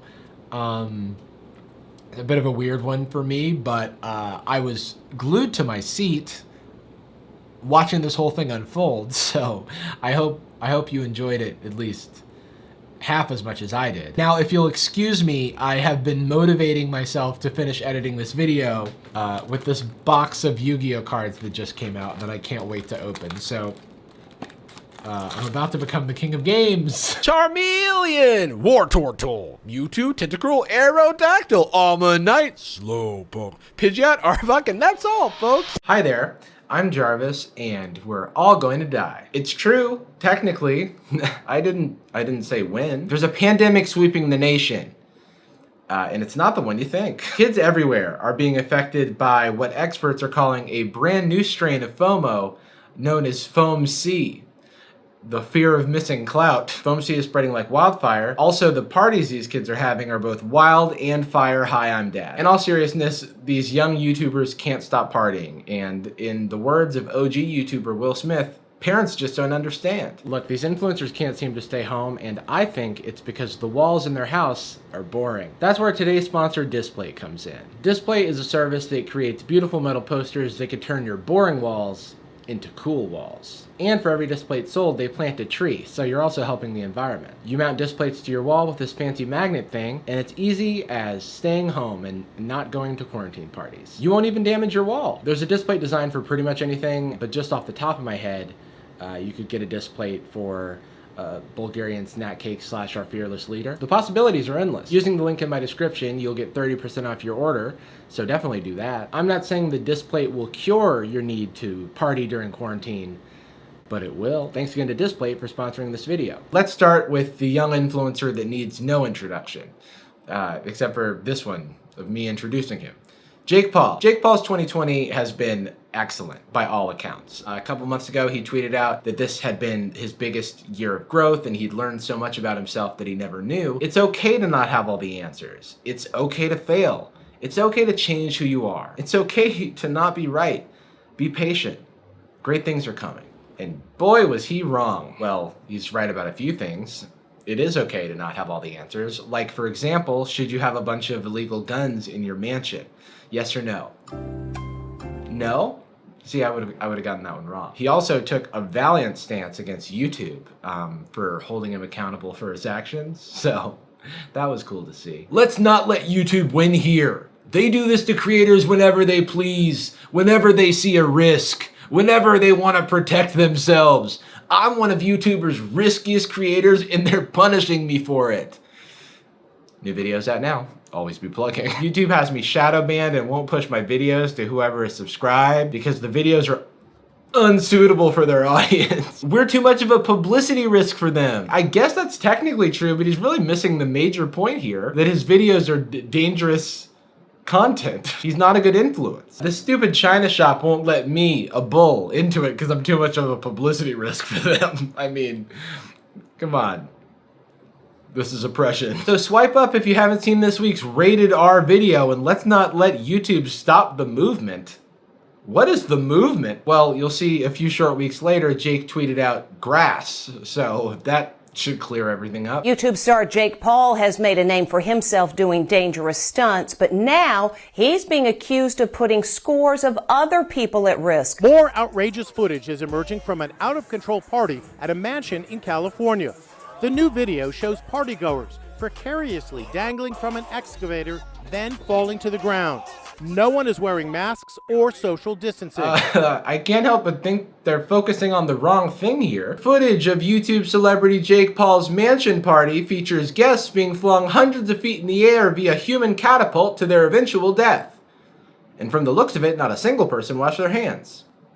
Bad. Clearly these people are being irresponsible. You don't have to convince us of that. Also, this video gives Jake way too much credit. It's called Jake Paul's seemingly not socially distant party criticized. Why did you have to cut him so much slack? Is this what journalism is? Based on the available footage, we cannot empirically confirm or deny that social distancing was happening at the party, but fortunately we've partnered with the MIT mathematics department to get to the bottom of the case.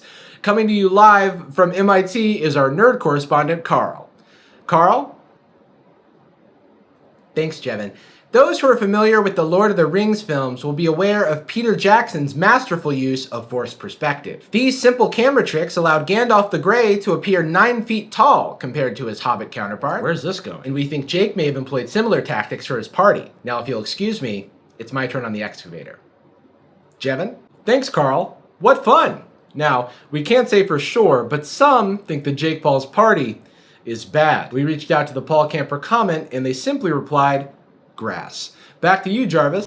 Well, that's a bit I enjoyed too much. So to my knowledge, Jake Paul hasn't responded to this except for when Tyler Oakley tweeted, "Fuck Jake Paul," and Jake retweeted it because I assume it makes him stronger. Well, that and eating Reese's Puffs out of a shoe. Nah, it's an influencer thing. You probably wouldn't get it. Then this creator, Tanner Fox, who went to Jake's party, ended up testing positive for coronavirus and told Jake about it. And they're just like laughing like on the call and not taking it seriously. I woke up and I felt a little bit off, so I went and got a COVID-19 test, and it actually came back positive. Nah, you're tripping. I don't know what to tell you. You're not joking? I'm really not joking right now, man. I swear. I swear to God. Well, eventually they take it seriously, but it's a pretty weird look. During the video, someone in the background literally yells, "We don't care." Are you worried about it? not really. We don't care. So, the children are our future. Anyway, enough of that old geezer. Let's talk about the new kids on the block. One of the largest party perpetrators, one of the largest party perps is the creator houses, which almost exclusively refers to TikTok creators. You got Hype House, Sway House, Haunted House, Corey in the House. Oh, you've never heard of Corey in the House? It's a it's a TikTok house exclusively for fans of Disney Channel in the mid-2000s. Pretty niche, but the parties are sick. What's that sound? A cop? No, that sound. New TikTok house. New TikTok house alert.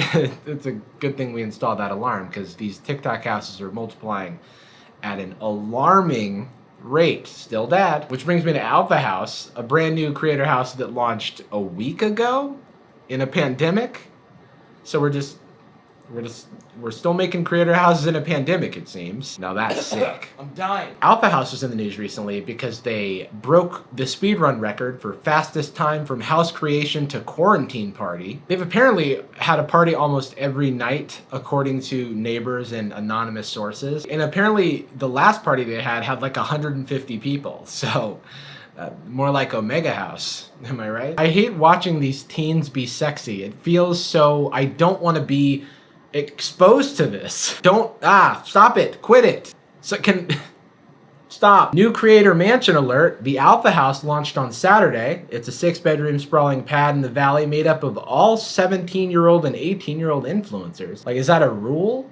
Like, if you're not 17 or 18, you're not allowed in Alpha House? What's supposed to, that seems, I mean, that would be a little short-sighted, if you ask me. Like, what's supposed to happen next year? Is that Beta House's problem? What about when somebody has a birthday? Do you have to, like, sit them down? Look, Tanner, it's been a great 6 months with you here at Alpha House, but as today is your birthday, now you must die. I'm kind of jealous because it seems like they have like fraternities and stuff and they didn't even have to go to college. Back in my day, if I wanted Greek life, I had to go to the Parthenon. History Dad. We can't talk about these quarantine ragers without mentioning the House of Hype itself. There's this New York Times article, Why Influencers Won't Stop Partying Anytime Soon, that kind of chronicles all of the influencer party shenanigans, including the fact that none of these people are wearing masks. So, first things first, you know. Pretty much everybody was there. Emma Chamberlain, James Charles, the D'Amelio sisters, the Sway Boys. Everybody knows them. Hype House has become notorious for their quarantine ragers. In fact, they blazed the trail of partying without masks. Watch out, parents. These kids are a bad influence. This article is full of these kids making excuses for why they're partying with hundreds of people. The worst of which is that this is their job. Come on, we gotta go to the party. Our fans want to see us die. Thomas Petru, who I think is the founder of Hype House, is 21.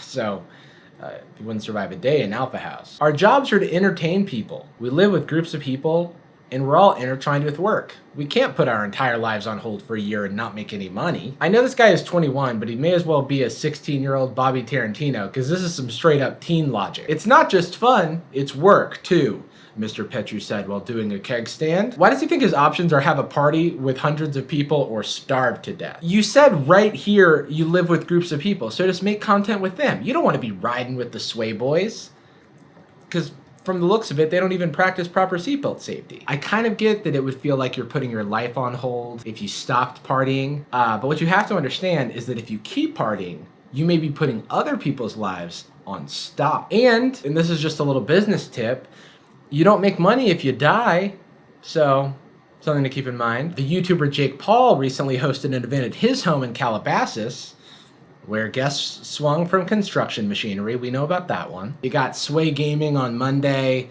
and the Nelk Boys on Tuesday. Why does Sway Gaming and the Nelk Boys sound like a 1940s gang from a John Mulaney joke? And if anyone asks, tell them it was Sway Gaming and the Nelk Boys. So I don't know any of these people. I don't know the names of the houses clearly. I don't know the names of the influencers clearly. I guess I gotta brush up on this a bit. But I looked up Sway Gaming because I was confused, right? Like there's a Sway Gaming house and a Sway house. But it seems like the Sway Gaming house is a house where people host parties and don't play games at all. Now you may be thinking, are these parties LAN parties? No, nerd. They're cool parties, which I know a lot about. They have pizza and like no moms. So from looking into it, it seems like Sway Gaming is just trying to like clout chase on the name of Sway House because it has nothing to do with them as far as I know. And it was created by the dude who runs the Reaction Time channel. So that's weird. If you go to the Sway Gaming website, they tell you that they need to perform maintenance. So what I can say for sure is that they're not spelling in that house. So then I looked up the Nelk Boys because I was curious. And where do I start? Well, first off, they're Canadian, so you know Drake's a fan. The Nelk Boys are pictured here. I presume shortly after beating up a bunch of Best Buy employees and stealing their uniform. Since the pandemic began, the Nelk Boys have been traveling the country, spreading pranks and coronavirus. But don't judge them too quickly, because they've also got a social justice side to them. For example, they have courageously used their inalienable right to protest. What are they protesting? They're protesting the closure of gyms. What a great cause. So I'd never heard of the Nelk Boys before, and holy shit, they suck. Who am I? What am I doing? Should I hit you? Should I not? Somebody better give this guy what he wants, or else he's gonna eat the other Nelk Boys. This is your protest for gyms?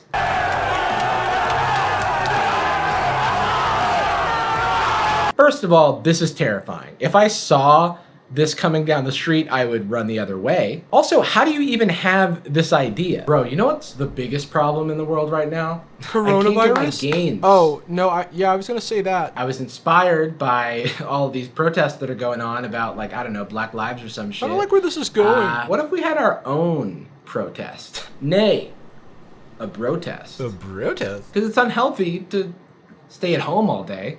Yeah, but I'm pretty sure COVID is worse. Shut up, Devin. We'll wear a mask. Sometimes. Anyway, in this video, Nelk Boy / Fred Flintstone impersonator Steve Will Do It and his friend / trainer Bradley, who is best known by me for wearing a bikini for Dan Bilzerian, staged this protest to like keep Bradley's gym open. Protest that gym should open back up. Open back up. If you're wondering why this gym is open, it's because Brad sees a pandemic and says he sees money signs. So So it's dumb. Bradley's like a big influencer and shit. Like, come on. I don't even know what you're supposed to do at a bro test, but apparently it's binge drink on the street like it's fucking Mardi Gras. At one point in this video, he shotguns a White Claw in what must be the most confusing show of toxic masculinity I've ever seen. Also, the videos about the bro test are somehow worse than the bro test itself. They're full of jokes making light of sexual assault, of course. Hilarious, bro. It's so perfect too. He's so used to doing it like on dresses and skirts and shit. Assault of your own employees. She's really pissing me off. I gotta take out my anger. I gotta take out my... Yeah, that's what you get, you dumb assistant. Parading around the token black guy, which makes me uncomfortable. Bradley, check out his sign. What do you think?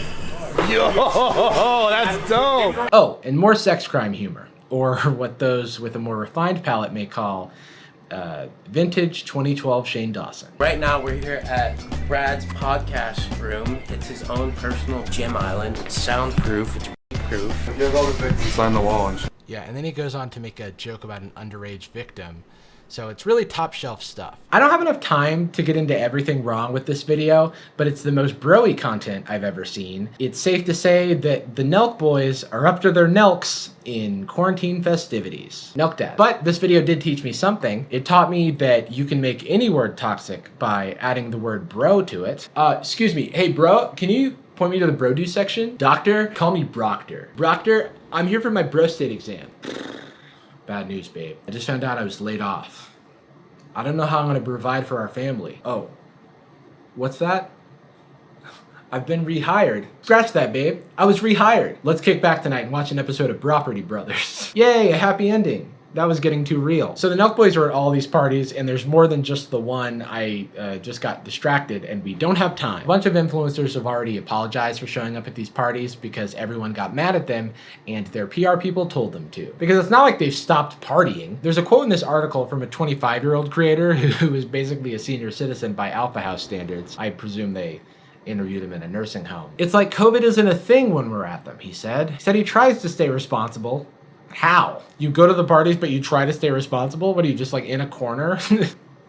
I'm just here for the clout. 6 feet. Anyway, he says that people are just apologizing to save face because they show up at the parties next weekend. So this old man has a point. On the bright side, some people are seeing the light. Dixie D'Amelio, who seems perfectly nice, has said that people shouldn't be going to these parties, so that's neat. Now, this was a few days after her own birthday party, but she's 19 now, so she's matured enough to know that these parties are a bad idea.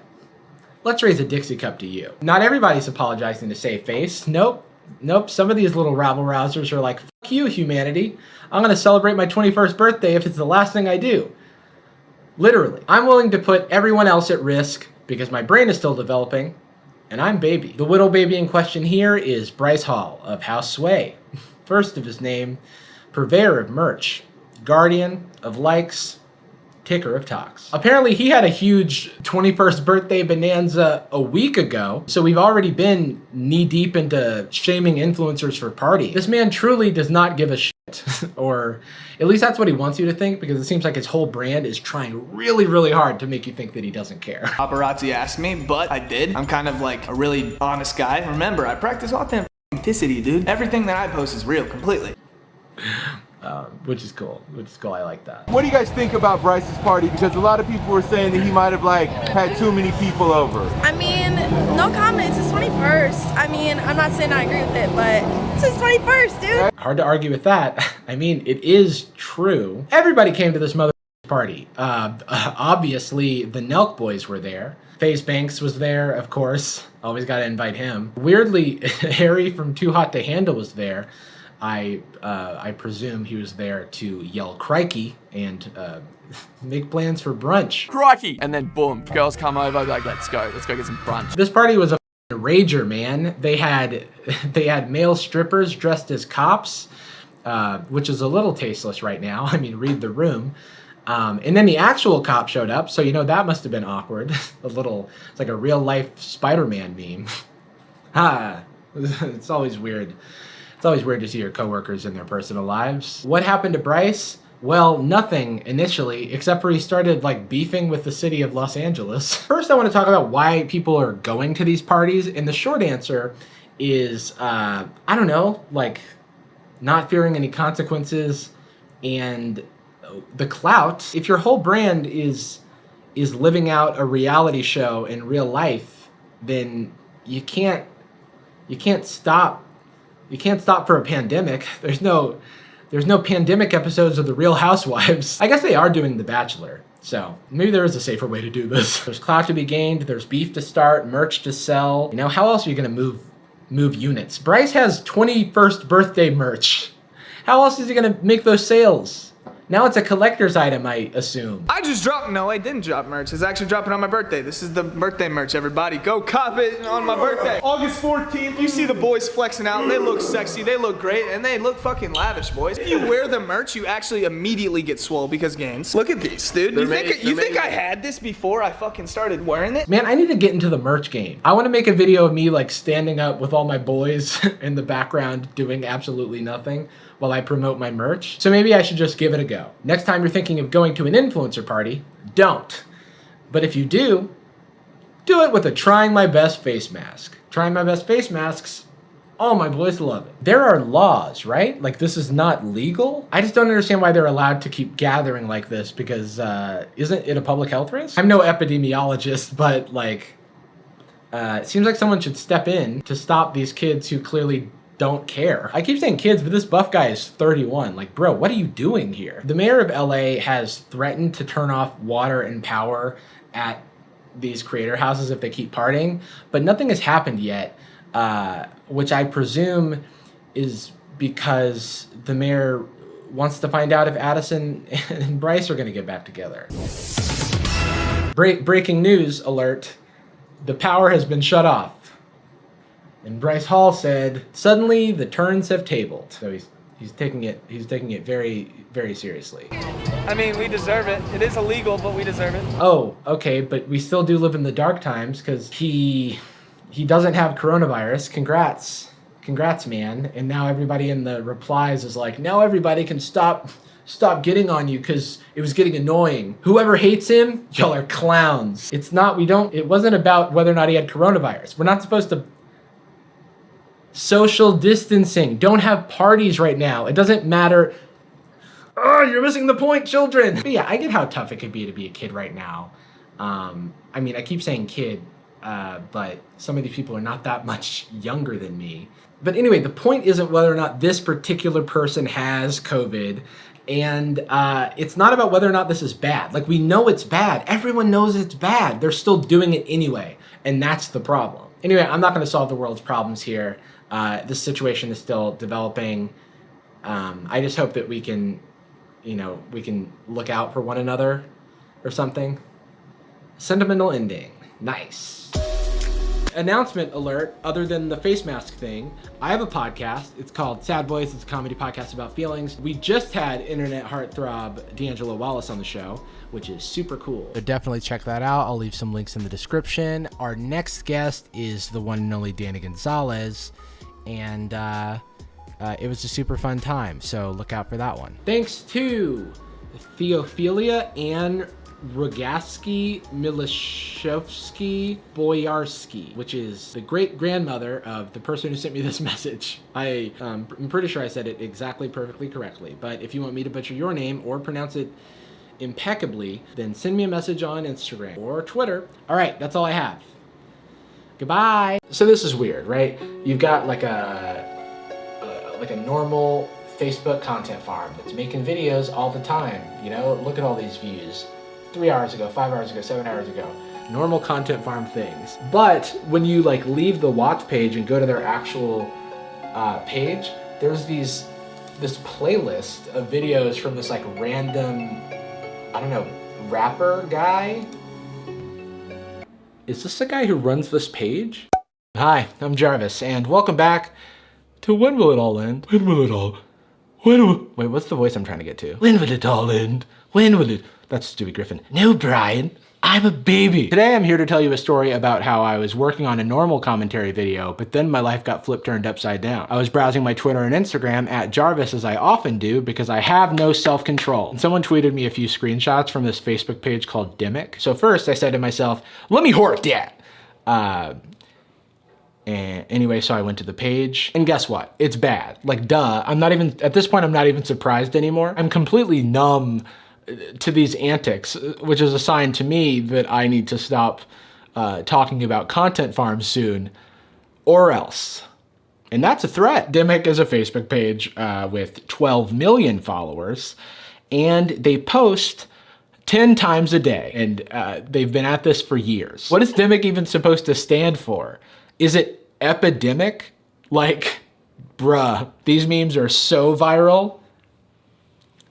It's an epidemic. We should be concerned. Watch out, parasite. There's a new epidemic in town, and it's getting to be a problem. So somebody better alert the CDC, the Center for Meme Control. Dimmick describes himself as mission is to create the best video content in the world, which I find hard to believe. The way that I would describe their meme page is inspirational / motivational quote memes that are not inspirational or motivational at all and are instead confusing and possibly offensive. Be happy with what little you have. Hang on. Am I being nagged by this meme? They're presuming that I don't have very much, and I don't, but it hurts, man. There are some people with nothing who still manage to smile. Right. All of my problems are invalid, and I should just shut up. One day, we will all depart on a journey free of cost. All right? Sounds good to me. Don't worry about seat reservation. It is confirmed. Cool. The flight is always on time. That's nice. Still don't know where we're going, but our good deeds will be our luggage. Okay. Humanity will be our passport. What? Love will be our visa. All right, what's going on? Make sure we do our best to travel to heaven in business class. Am I gonna die? I mean, I guess eventually. Also, I'm not picky. I would take coach to heaven. You know what? I would even take basic economy. Don't compare yourself to others. All right, calm down. There's no comparison to the sun and moon. They shine when it's their time. Just one thing though, the moon doesn't shine. The sun is behind the moon. That's the whole idea. Sorry, do I not understand science? Why does the moon gets its light from the sun? Okay, yeah, so this is a codependent relationship. Karma, good or bad, what you put out comes back to you. So on the left, we have a businessman who looks like he's given up. And on the right, we have Legolas, who's gonna shoot him with an arrow while he's down. Help a brother out, man. How'd you get up there? Get down. Parents. They did not leave you when you were young, so don't leave them when they're old. Is this page run by my mom? So many of these memes are like built specifically for parents to guilt trip their kids. Appreciate the food your mother cooks for you. Some don't have food. Others don't have mothers. That's sad. All right, Mom, I'll try your cookies. Jeez. So far, a lot of these memes have been pretty bossy, but like, don't tell me how to feel. But some just come off as threats. Be careful what you tell people. A friend today could be an enemy tomorrow. All right, I'll take Jason Voorhees out of my WhatsApp. Life is too short to worry about stupid things. Have fun, fall in love, regret nothing, and don't let people bring you down, which is all fine and good. But how does this image relate? Life is too short. Regret nothing, and definitely don't let people bury you alive. Simple formula for living. This is great, because so far these memes have been, instructions unclear. Simple formula for living. Live and return everything you stop blaming other people. Give clothes, do something charity. Listen to get caught. Ah, the simple life. You know, maybe I'm being too hard on these memes because the people in the comments seem to be enjoying them. When you're up in life, your friends get to know who you are. When you're down in life, you get to know who your friends are. Yes, but sometimes when you're down, no friends at all, or they'll just mock you or stab you behind your back. Oh yeah! See? Everybody's having a good time. Hopefully it's clear by now that the person writing these memes is not a native English speaker, which is really common for these content farms, but it's also clear that the person writing these memes is not Dimmick. How do I know? Easy, because not a single one of these memes is unique to this page. These are all exactly the same, including do something nice and try not to get caught. That's weird. Typing these weird ass quotes into Google and getting 100 results of exactly the same text is one of the most haunting experiences I've ever had. Another thing that was mentioned in the initial tweet is the videos on this page, but I don't think it's fair to call them videos. I personally refer to them as motion pictures. Mostly because they're pictures that move around a little bit. A man married a beautiful girl. So this story is called A Blind Man's Love, and I know it sounds like it's gonna be bad, and it is, but not in the way you think. He loved her so much. It's so sad. Once she developed her skin disease. Slowly, she started to lose her beauty. It so happened that one day her husband left for a tour. Where to, you ask? Doesn't matter, because the next line in the story is that while returning, he had an accident. I'm sorry that I'm smiling during such a dark period of the story, but you have to know that I know where this goes, so please bear with me. So he lost his eyesight in the accident, unfortunately, and that is no laughing matter. However, their married life continued as usual. What, was she supposed to leave him because he's blind? But as days passed, she lost her beauty gradually, you know, because she caught freckle disease. Blind husband did not know this because he's blind. And there was no difference in their happy married life. I would hope not. They pledged their lives to each other and it's like, oh shit, you have freckles? Get out of here, bozo. So they love each other. Which is great, until the story takes another unexpected turn. One day his wife slipped from stairs and died due to head injury. Well, that escalated quickly. They just loved each other a second ago. So he goes to her funeral and does the last rites. And then a man from behind called. Behind? Isn't he against a wall? Anyway, Mose from the office said, now, how will you walk all alone? Because all these days, Freckleface used to help you. You know how people just yell out shit at funerals. That brings us to our story's, unexpected turn number 3, I think, for those keeping track at home. He takes off his glasses and says, I was just pretending to be blind, because if she knew I could see her ugliness, it would have pained her more than her disease, which I remind you is just freckles. So I pretended to be blind this whole time. So that is the end of the plot of the story, and now they try to wrap things up with a series of morals, none of which are appropriate or relevant. Sometimes it is good for us to act blind. No. And ignore one another's shortcoming in order to be happy. You should have just talked to your wife. I can guarantee you, she would have loved to know that you can see. Also, that you can see and you still think she's beautiful, not, don't worry, babe, I can't see you, I'm totally blind. Can't you tell by my sunglasses that I wear indoors? Ignoring the little harsh things in life can make your life easier. This story does not exemplify this. You didn't ignore a little harsh thing in life. You lived your life as a lie until your wife died. Just pretend to be blind for like, I don't know, 6-7 years. It'll make life a little easier. I don't care how many people are in this world. I want you. End of story. Why is this here? Who wants me? Dimmick? Call me. Dimmick. Share and make your loved ones aware. Of what? Of this story? Of a blind man's love? He wasn't a blind man. I'm not gonna send my loved ones this story. My loved ones would be concerned about me if I sent them this story, which is why I'm sharing it with you. So all of their videos are this bad. Like for example, they just posted one 3 hours ago that has 11 million views about Colonel Sanders. You heard that right. It says here that this is a founder of KFC motivational story, so that's exciting. In the story, Colonel Sanders lived a life full of failure and unfortunate events and was on the brink of giving up. And he retired at 65, feeling like a failure.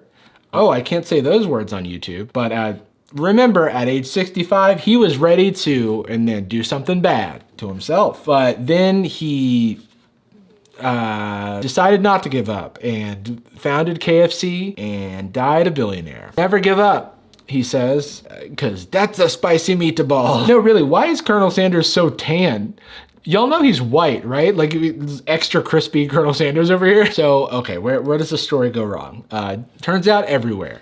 In fact, it's this is also a plagiarized story from a viral fake meme story about Colonel Sanders. People have written about this. It's very strange. So in addition to that nonsense, they also have like random fact and health videos, easy ways to treat rounded upper back, eating chocolate is good for women, and banana facts. That's all fine. I mean, I love a good banana fact, but I don't know if we should be trusting a Facebook meme page with health advice. But we'll come back to that later. So whenever I talk about these content farms, I like to try to understand where they're coming from. You know, like how big is the operation? Where are they based? Are there any ties to Vladimir Putin that I will promptly take out of my video so as not to pin a target on my back? Something was immediately very strange about Dimmick. Blind husband did not know this. Other than that, first odd thing that I noticed is that the URL for the Facebook page is facebook.com/Jersey Dimmick. Jersey Dimmick, that sounds like a rapper name. You know, Pusha T, Flo Rida, that's a state. Dimmick is already a confusing enough name as it is. I don't know why they had to add Jersey into the mix. What is this even in reference to? Is it New Jersey? I know the way they talk in these videos is a bit odd, but the people in New Jersey still speak English. Then I decided to look a bit deeper. And by look deeper, I mean I glanced at the page again and I saw these playlists. I mean, these don't look like animated stories. Guess what? They aren't. There's like music videos and stuff in here from 3 years ago. That's weird. By someone named Jersey Dimmick. Ooh. So at this point, I was like, some big content farm probably like bought the page or wanted to get the name Dimmick or something. So they, I don't know, got it from this musician. But then I realized that doesn't make any sense. And then I scrolled down. So then I went to his page, which was just a normal music page with music and stuff. Until, why in a sea of normal videos with his normal face in them did he upload A Blind Man's Love? So like, what the f is going on? Why would he do this? So at first I just thought, ha ha ha, these two pages coincidentally have the same name, kind of like how FaZe Jarvis and his antics have ruined my mentions. Side note, FaZe Jarvis now makes videos about viral life hacks, so what sort of ironic hellscape is this? Anyway, I dug a bit deeper. Facebook pages have this thing called a page transparency, or like Facebook transparency report, where you can see where geographically the people are who manage the page. I can't imagine why they would build this feature between 2016 and now, but it exists and I'm grateful. Because when you look at the transparency report for Dimmick, you see that it's managed by some people in the US, so that makes sense. 7 seems like a bit much, but hey, they are making the best video content in the world. And also, 5 people in Kosovo, which judging by this Google search result is located in Eastern Europe. So that's fun. Who said this isn't an education channel? So then I looked at the page transparency for Jersey Dimmick, and sure enough, there are 3 people in the US and 1 person in India. Huh? That's weird. Oh yeah, and 5 people in Kosovo. Guess what? It's a total coincidence, just kidding, they're the same people. It should have been obvious. What other Facebook page links their SoundCloud? And they list their influences as Jay-Z, Nas, Tupac, and Kanye.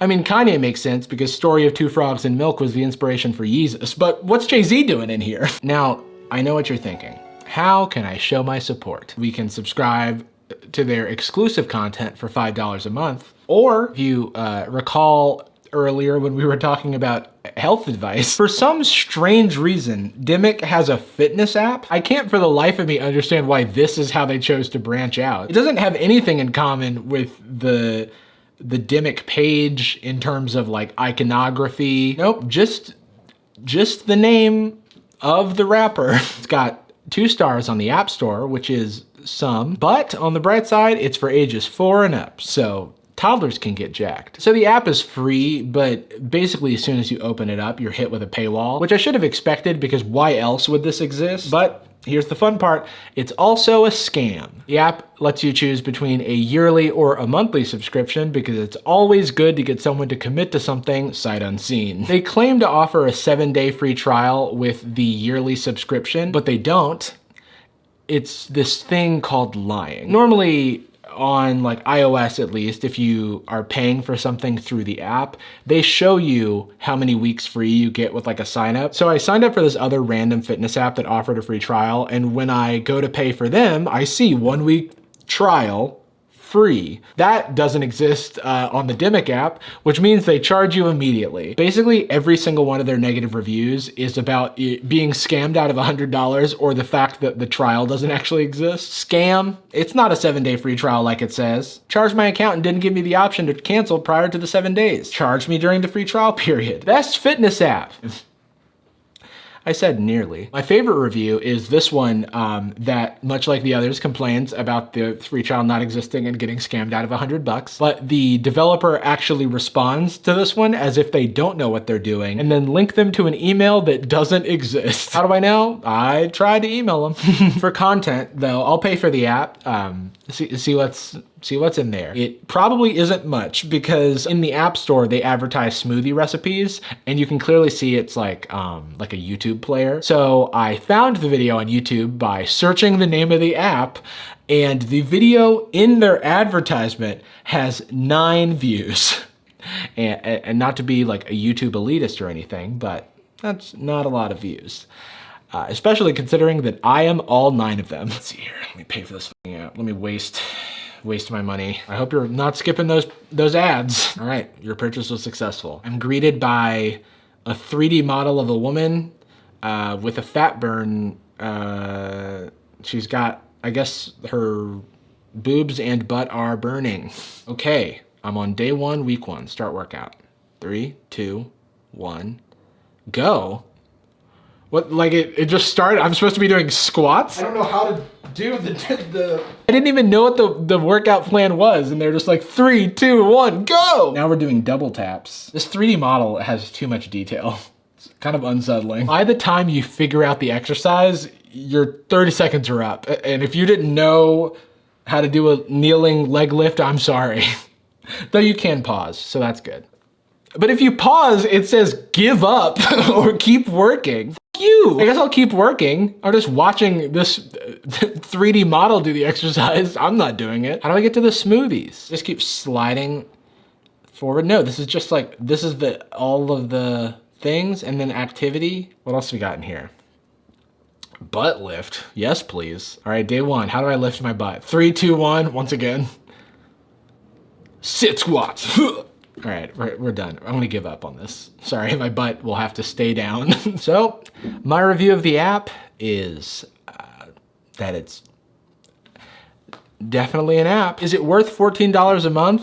No, it was stressful, and the ripped 3D personal trainer scared me. And they advertise smoothies. I couldn't find the smoothies in the app at all, and I feel like I got ripped off.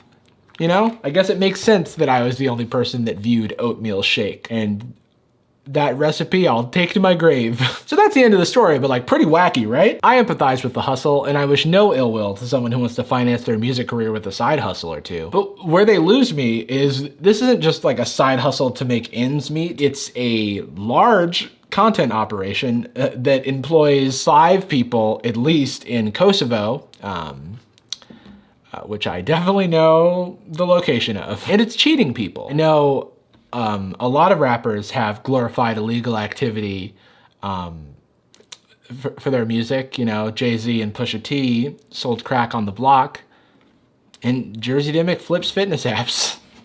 They're the same. I don't think the guy behind this operation is a bad person. I don't even know if he's fully aware of what goes in the stories. Like, they're clearly outsourced. He's not the one writing them, I hope. But apparently he's proud of it because he's like linking to these stories and the app on all of his like personal social media, which I've considered off limits for the sake of this video because I'm not here to roast the man.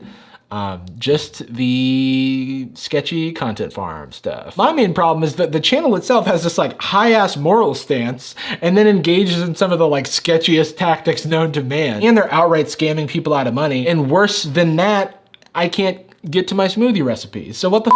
At least practice what you preach. It's hard to imagine you'll lose that much of your income by like reining it in a little bit. And hey, maybe I'm jumping to conclusions and this is all one big misunderstanding. Maybe Jersey Dimmick isn't the owner of the Dimmick meme page and the Dimmick app. Maybe it's a completely different Jersey Dimmick, also in New Jersey. There's no way to know the answer to that. Just kidding, I asked him on Instagram and he said, yeah. We're in a historic time because we are currently in a podcasting renaissance for dudes with terrible opinions. And this is why women should stop having sex. It's scientific. Have you heard this? No. Studies have recently shown that women who engage in sexual activity are at increased risk of ruining the vibe. I know that's right, brother. And not texting me back. You know, that reminds me, because I heard a guy shouting on the subway this morning, King, that women are actually a psyop from the government, what? To mind control society.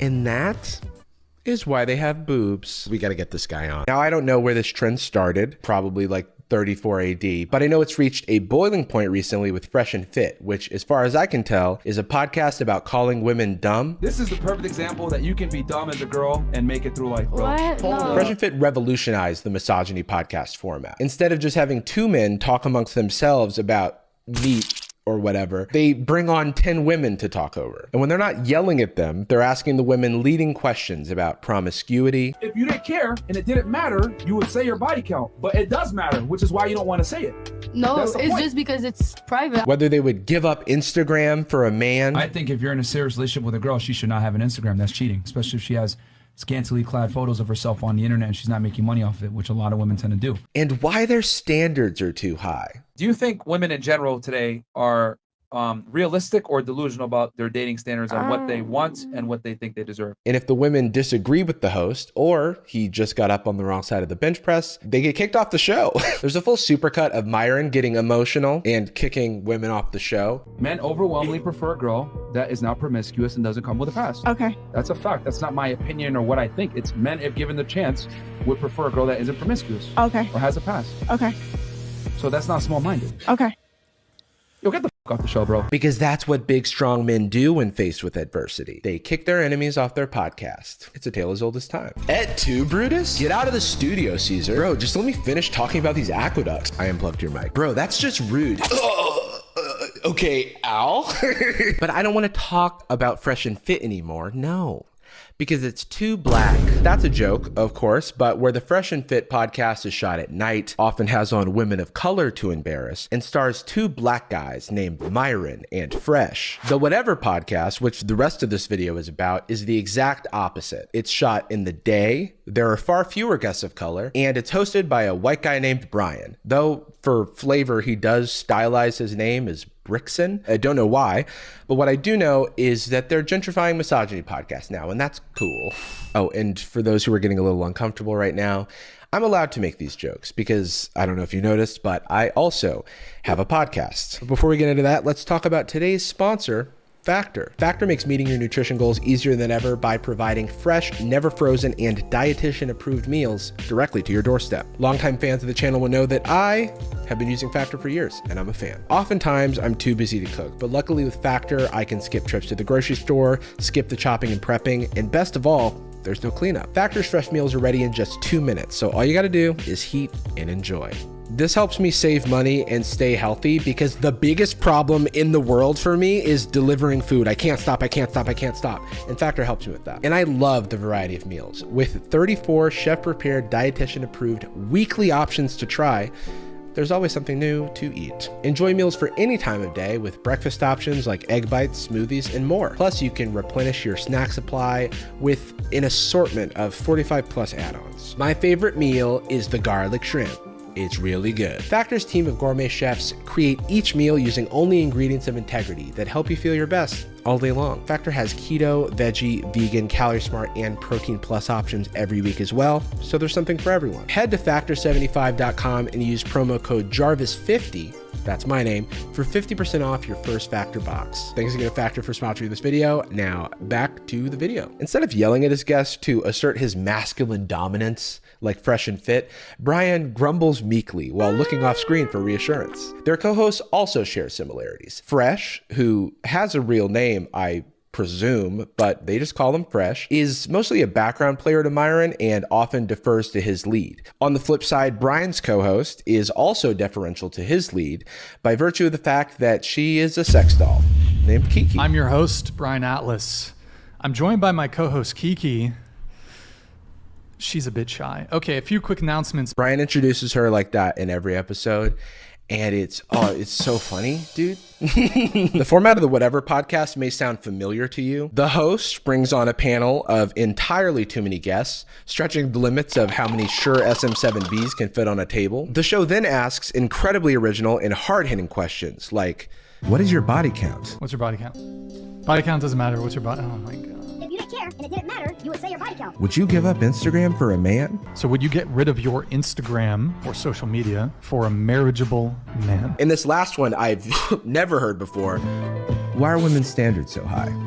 An investigation. You know, for a podcast about modern dating, they sure do talk a lot about traditional values. What do you think is would men have that's like not equal? unfairness towards men? Yeah. Like I understand like the draft. I was wondering what other. You mentioned the draft, so yes, men are the exclusive subjects to military conscription. Women are entirely exempt. Men throughout all of human existence have been 99.999% of military casualties. Just on this sole grievance, I would say that the suffering men have experienced when it comes to warfare outweighs all of women's collective grievances probably 1,000 times over. I'd encourage all of you to watch All Quiet on the Western Front. I do love listening to talk of the horrors of war while the drop comes in. So in this clip, the guest acknowledges that war is bad and a mandatory conscription is a form of oppression and is asking for other forms of oppression that men face. And Brian's response is to just go on and on about the draft. Also, women weren't really allowed to serve in combat throughout history, in America at least, you know, because they were supposed to be rearing children and taking care of the home. And when they could enlist, it was as a secretary or a nurse. And to do combat, they would have to pull a Mulan or a She's the Man, depending on how aggressive you view men's soccer. Also, the reaction shots here are like exclusively of women giving blank stares while Brian goes on and on about the draft, which I'm sure a lot of women recognize this stare. And it's funny to me because they edited this themselves. Brian does not come off well in this, and this is on the official TikTok page. He really told those ladies about men suffering. I don't know that he did. So you said one of your big issues is that men cheating, right?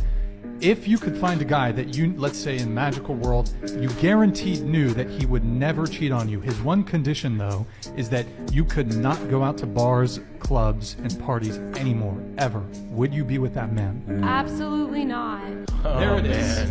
There What it do is. you mean? Of course not. That's controlling, and I'm not here for that. It's not. Welcome back to Women Be Crazy Contestant 2. Final question. Would you give up all of your personal freedoms for a man who takes out the trash? No. There it is. Got her. Guards, take her away. Hey, that's all we have for this week on Women Be Crazy. Tune in next week where we ask 3 hot singles if they'd spend a year in a dungeon for their man's fantasy team. See you next time. It's so funny to me that the context for finding a man who doesn't cheat is a magical world. Like, it's so unbelievable, it's fiction. The mythical wizarding world has everything. Witches, warlocks, a guy who keeps it in his pants, fantasies of your wildest imagination. Sorry. I'd also like to point out the guy at the end of this clip. It's not. Yes, it is. You're literally controlling what your significant other can do because of your own insecurity that they'll cheat on you. It's textbook controlling behavior. I don't know what to tell you, Chase. But hey, these guys always claim that they're being taken out of context on clips that they edit themselves. So I went ahead and found the full episode, which was not easy, by the way. It's not like it's labeled or anything. I had to go one by one. And when I finally found it, the episode was 3.5 hours long. And the context was worse. It's not. Here's the thing. Here's what Brian's getting at, okay? If I find a girl that I want to make my wife, and I find her super attractive. Make your wife. Okay. Yeah, because that's what I would do. I would make her my wife. Yeah, because that's what I would do. I would make her my wife. Jessica, is that your name? Yeah, that's my name. I'd like to make you my wife.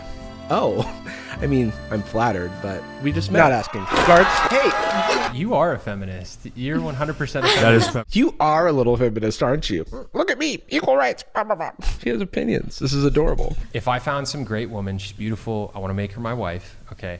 If she's like, yeah, I want to go out to clubs all the time without you, it's like, okay, I don't want that, because what happens is beautiful women go to clubs and they get hit on by chads. And I'm scared. I don't want a chad to steal my wife. There's no way my wife could resist a chad. Look at him. This worldview is so common in these circles, and it's rooted in insecurity. Like, if your girlfriend is getting attention from men, which you feel is threatening, and your response is to control her access to the world, then that's just controlling and very insecure. This woman then clarifies that she's only talking about going out with her friends, but that shouldn't even matter, because if your relationship is only surviving because your girlfriend hasn't been in the same room as a Chad, then you're in the wrong relationship. Trust is a fundamental part of relationships, and these men seem to fundamentally lack it. They believe that if their partner tells them that they won't cheat, then they're fucking lying, and they're actually always looking to cheat. And so then they have to quote unquote mitigate risk. But I'm sorry, that's just a bananas way to live your life. Here's an idea. Trust your partner. And if they break that trust, have a conversation or break up. It is a much healthier alternative than locking them in a anti-Chad fortress. If you go out once or twice a year with like it's some birthday party, I think that would be okay, right, Chase? Yeah, it's fine. I'm not saying you can't go anywhere. You can go to 1 or 2 birthday parties a year, right, Chase? Like this woman has to ask Brian and Chase if she's allowed to go outside. These guys are so transparently sad. I don't know why they don't realize that the hottest, most confident thing a man can be is by trusting their partner, being like, oh yeah, babe, go have fun, go do whatever, because we have such a strong relationship that we're always going to come back to each other, and there's love and trust between us. You know what I mean? Or you could even be like, oh yeah, nobody does it like me, babe. I'm like the best in town. All of this, I'm so sorry, by the way. Nobody's going to cheat on that. And if she does, she's missing out on all of, have I mentioned all of this? They're so threatened by a woman's independence. And it's really like, I don't know, it reveals a lot about their worldview. I don't go to bars, clubs, parties. So, and I think that's the case with Chase too. It is. By the way, not going out is fine. Preferring a partner with similar like habits is fine, but the projection happening here is 4K HD. It's showing, it's in IMAX. We're in a theater. It's it's projecting. You see the simile? Also, Brian does go to bars, and I know this because he tells the saddest stories about it. If a woman goes to a bar or club, one guy, at least one guy, a couple guys are gonna hit on her. Also, the sex doll thing and the fact that they cut to the sex dolls in their shorts as if to get a reaction shot is like the most like transparent objectification of women. The woman that co-hosts his podcast is actually an object. You know what I mean? Like that's ridiculous. That's a little on the nose, I think. If a guy goes to a bar or club, just goes in the corner, right? Nobody's gonna talk to him the entire fucking night. He's gonna sit there, stand there, all alone. He's just gonna be in a corner. No one's gonna talk to him the entire night. No one's gonna ask him about his podcast or where we got so many cool flannel shirts. They'll just look and they'll point and they'll say, look at that loser, Brian. Look at that loser, Ryan. That's his name. His name is different than mine because he's not me. This time you can even see the women holding back a laugh because of how pathetic this is. Official TikTok, by the way. The whole podcast feels like him describing his negative experiences with women and then looking for their validation. So are you guys familiar with the dating app Bumble? Yeah. Yes. So Bumble is a dating app where the girl has to message first. Very familiar. And I was on there for a bit. I'm not on there anymore. But my experience on Bumble is finally, the women, y'all have the power. 90% of the first messages I got were, hey. And I had a fucking interesting as fuck profile too. Like if it was me seeing that profile, I could come up with like 10 different things I could open up with. My profile was interesting as fuck, dude. I had theorems, postulates. There was a map to a treasure, not to mention a photo of me holding a big fish. And all you can say is, hey, women don't deserve rights. Right, ladies? Now that you've gotten a bit of a taste of whatever it is they're cooking, let's look at the raw ingredients that make up the whatever smoothie. You've got Brian on the mic. His laptop held up by some of the great wars of history. World War I, World War II, A Song of Ice and Fire, Game of Thrones, George R.R. Martin. You've got Kiki on the mic. She's shy. She's also not on the mic. In this corner, you've got OnlyFans models and literal college students. They think they're on a fun show about dating, but surprise, they're gonna debate Chase. On every episode, there's always a Chase. And by Chase, I mean a conservative content creator who Brian has brought on to debate his guests for him because he's not so good at it. This isn't always the case, but more often than not, the show devolves into to Brian's conservative guests debating with sex workers and college girls who were just trying to have a good time. I like to go out. When I go out, I'm not going out looking for a guy. Yeah. I'm not going out looking to flirt. I want to dance. That's what girls say. Like Mr. Make You My Wife, Chase, is a super conservative God guy on Twitter with a big following and hashtag pureblood in his bio, which I thought was a race thing, but it turns out it's just a COVID thing. Awesome. Oh, and hashtag Bitcoin. Why is it always crypto bros? They're catching a stray here for some reason. And then, of course, he had on that guy that defended domestic abuse. Trigger warning for that. You can't divorce, and that's not a real thing. Even though it might be like physically abusive. You got to endure. People are too. People Nowadays are just. For anyone that might be in that situation, what would you recommend? Endure. The whole squad is weird. I found this expired casting call for the podcast where they really just say it's a podcast about modern dating and relationships. So it did say that you could bring a girlfriend with you, but what it didn't say is that if you carpool, Brian will kick you all out together. Leave. This is Sparta! All right, I have to take her with me. That's fine. So stay woke, ladies. Get an Uber. But I do think the majority of the guests come from Instagram. I know that the show does reach out to people, but also they encourage people to reach out to them. And why would someone do that? Well, for the models on OnlyFans, despite the fact that they're getting shamed on the show, I've heard that it can lead to some pretty good conversion for their platform. And it's funny how that works. Interesting. Some of the women even use this as an opportunity to Uno reverse the show and farm them for viral TikTok clips. The ladies to rate their looks on a scale of 1 to 10. 1. But come on, 1. I mean, isn't this a humbleness test? Like you say something over 6 and they humble you anyway? Yeah, but Is that too low? 5. Yeah, but you're not supposed to know. I asked Farhad, the person from this clip, why she went on the whatever podcast, and she said, I was surprised at how shaky the host values / how easily debunkable / inconsistent so much of his talking points are. It really just surprised me that a podcast like this is popular in this day and age, and the theme / concept feels so outdated. So basically, I went on to go and say obvious things that debunk the show. Even though Brian may deny it, the show clearly has an agenda, which you can tell from like everything they've ever produced. She thinks dating is hard for women. LOL. He like had to let you know what his opinion was. It's pretty funny. Like you could have just left it. She rates herself a 10. Delusion. Brian kicked out disrespectful girl. Must watch. Vibe is so bad. It's really not. You're the one who made it all. It's been bad the whole time, and I'm sorry. It was bad when people started disagreeing with you. Coming on. Sorry. It was my fault. Okay. Well, you See can ya. go, really. You can leave. Get up. Leave. You're shaking too now. Hey, we're both shaking. Okay. Wait, you're literally can't hold your camera. You can leave. You can leave. Wait, what? I thought she said you were shaking. No, I was I'm checking okay. on you. Yeah, baby. Hey, get out. I gotta give her my number first. Rage quit. She's leaving. Okay. Wow. I'm trespassing you. You now have to leave. You want to stay Get out of my studio. Hey, get out.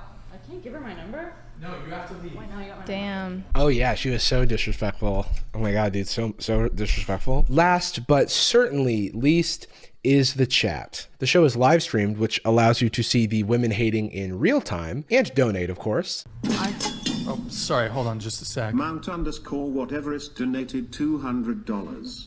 Don't give My Chemical Romance a firearm.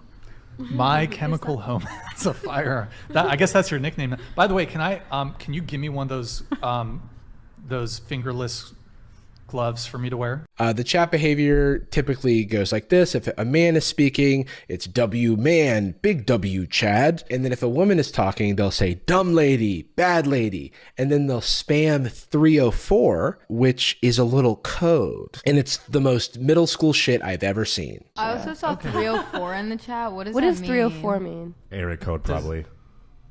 It was like Nice. They don't know. That's the joke. For those who don't have their TI 84 Silver Edition on hand, if you type 304 into a calculator and turn it upside down, it spells hoe. So thanks for coming to class today. There will be a quiz. 304 caught lying on whatever podcast. 304 with double standards. It's like everywhere. It's like a universal code for incels. 304 is a little nostalgic for me because it takes me back to a more wholesome time where we used to spell hello and boobs in our calculator. Sounds like these guys need a 5318804. Hobbies. The chat is another example of Brian being a meek little worm. He won't come out and body shame his guests himself, but if someone in the chat does it, he'll laugh at it. Or he'll offer his full-throated support for the low cost of $99. Fat phobia incoming, by the way. Astrology, because... Hold on just a sec. Mike Davis donated $200. Thank you, Mike Davis. I don't mean to make this personal, but only in this Western backward culture can a hippo have a roster. And these females who will shriek at Mike Davis were seconds away from bursting in laughter, so STFU. Sorry, just addressing the elephant in the room. Do you ever? That's obviously directed towards you. I love how it interrupts the flow of conversation. Hang on just a sec, everybody. Touchgrass69 just sent us $200 to say the most evil shit in the world. And I'm gonna let him. This happens throughout the show. In fact, I would say it's like a core tenet of the show, that there's just a gaggle of guys sitting around spending hundreds of dollars to virtually catcall and heckle women, paying an influencer for exclusive access to their content. I don't know, bro. Sounds like simp behavior to me. But even worse than that, some guys will spend hundreds of dollars throughout the course of an episode to have an ongoing conversation with the panel. I watched someone do this in a 4-hour episode. He was asking the women to rate his appearance, and it culminated in one of the saddest screenshots of all time. YouTube has a max of $500 a day. I can't give any more money. Please have the girls rate me.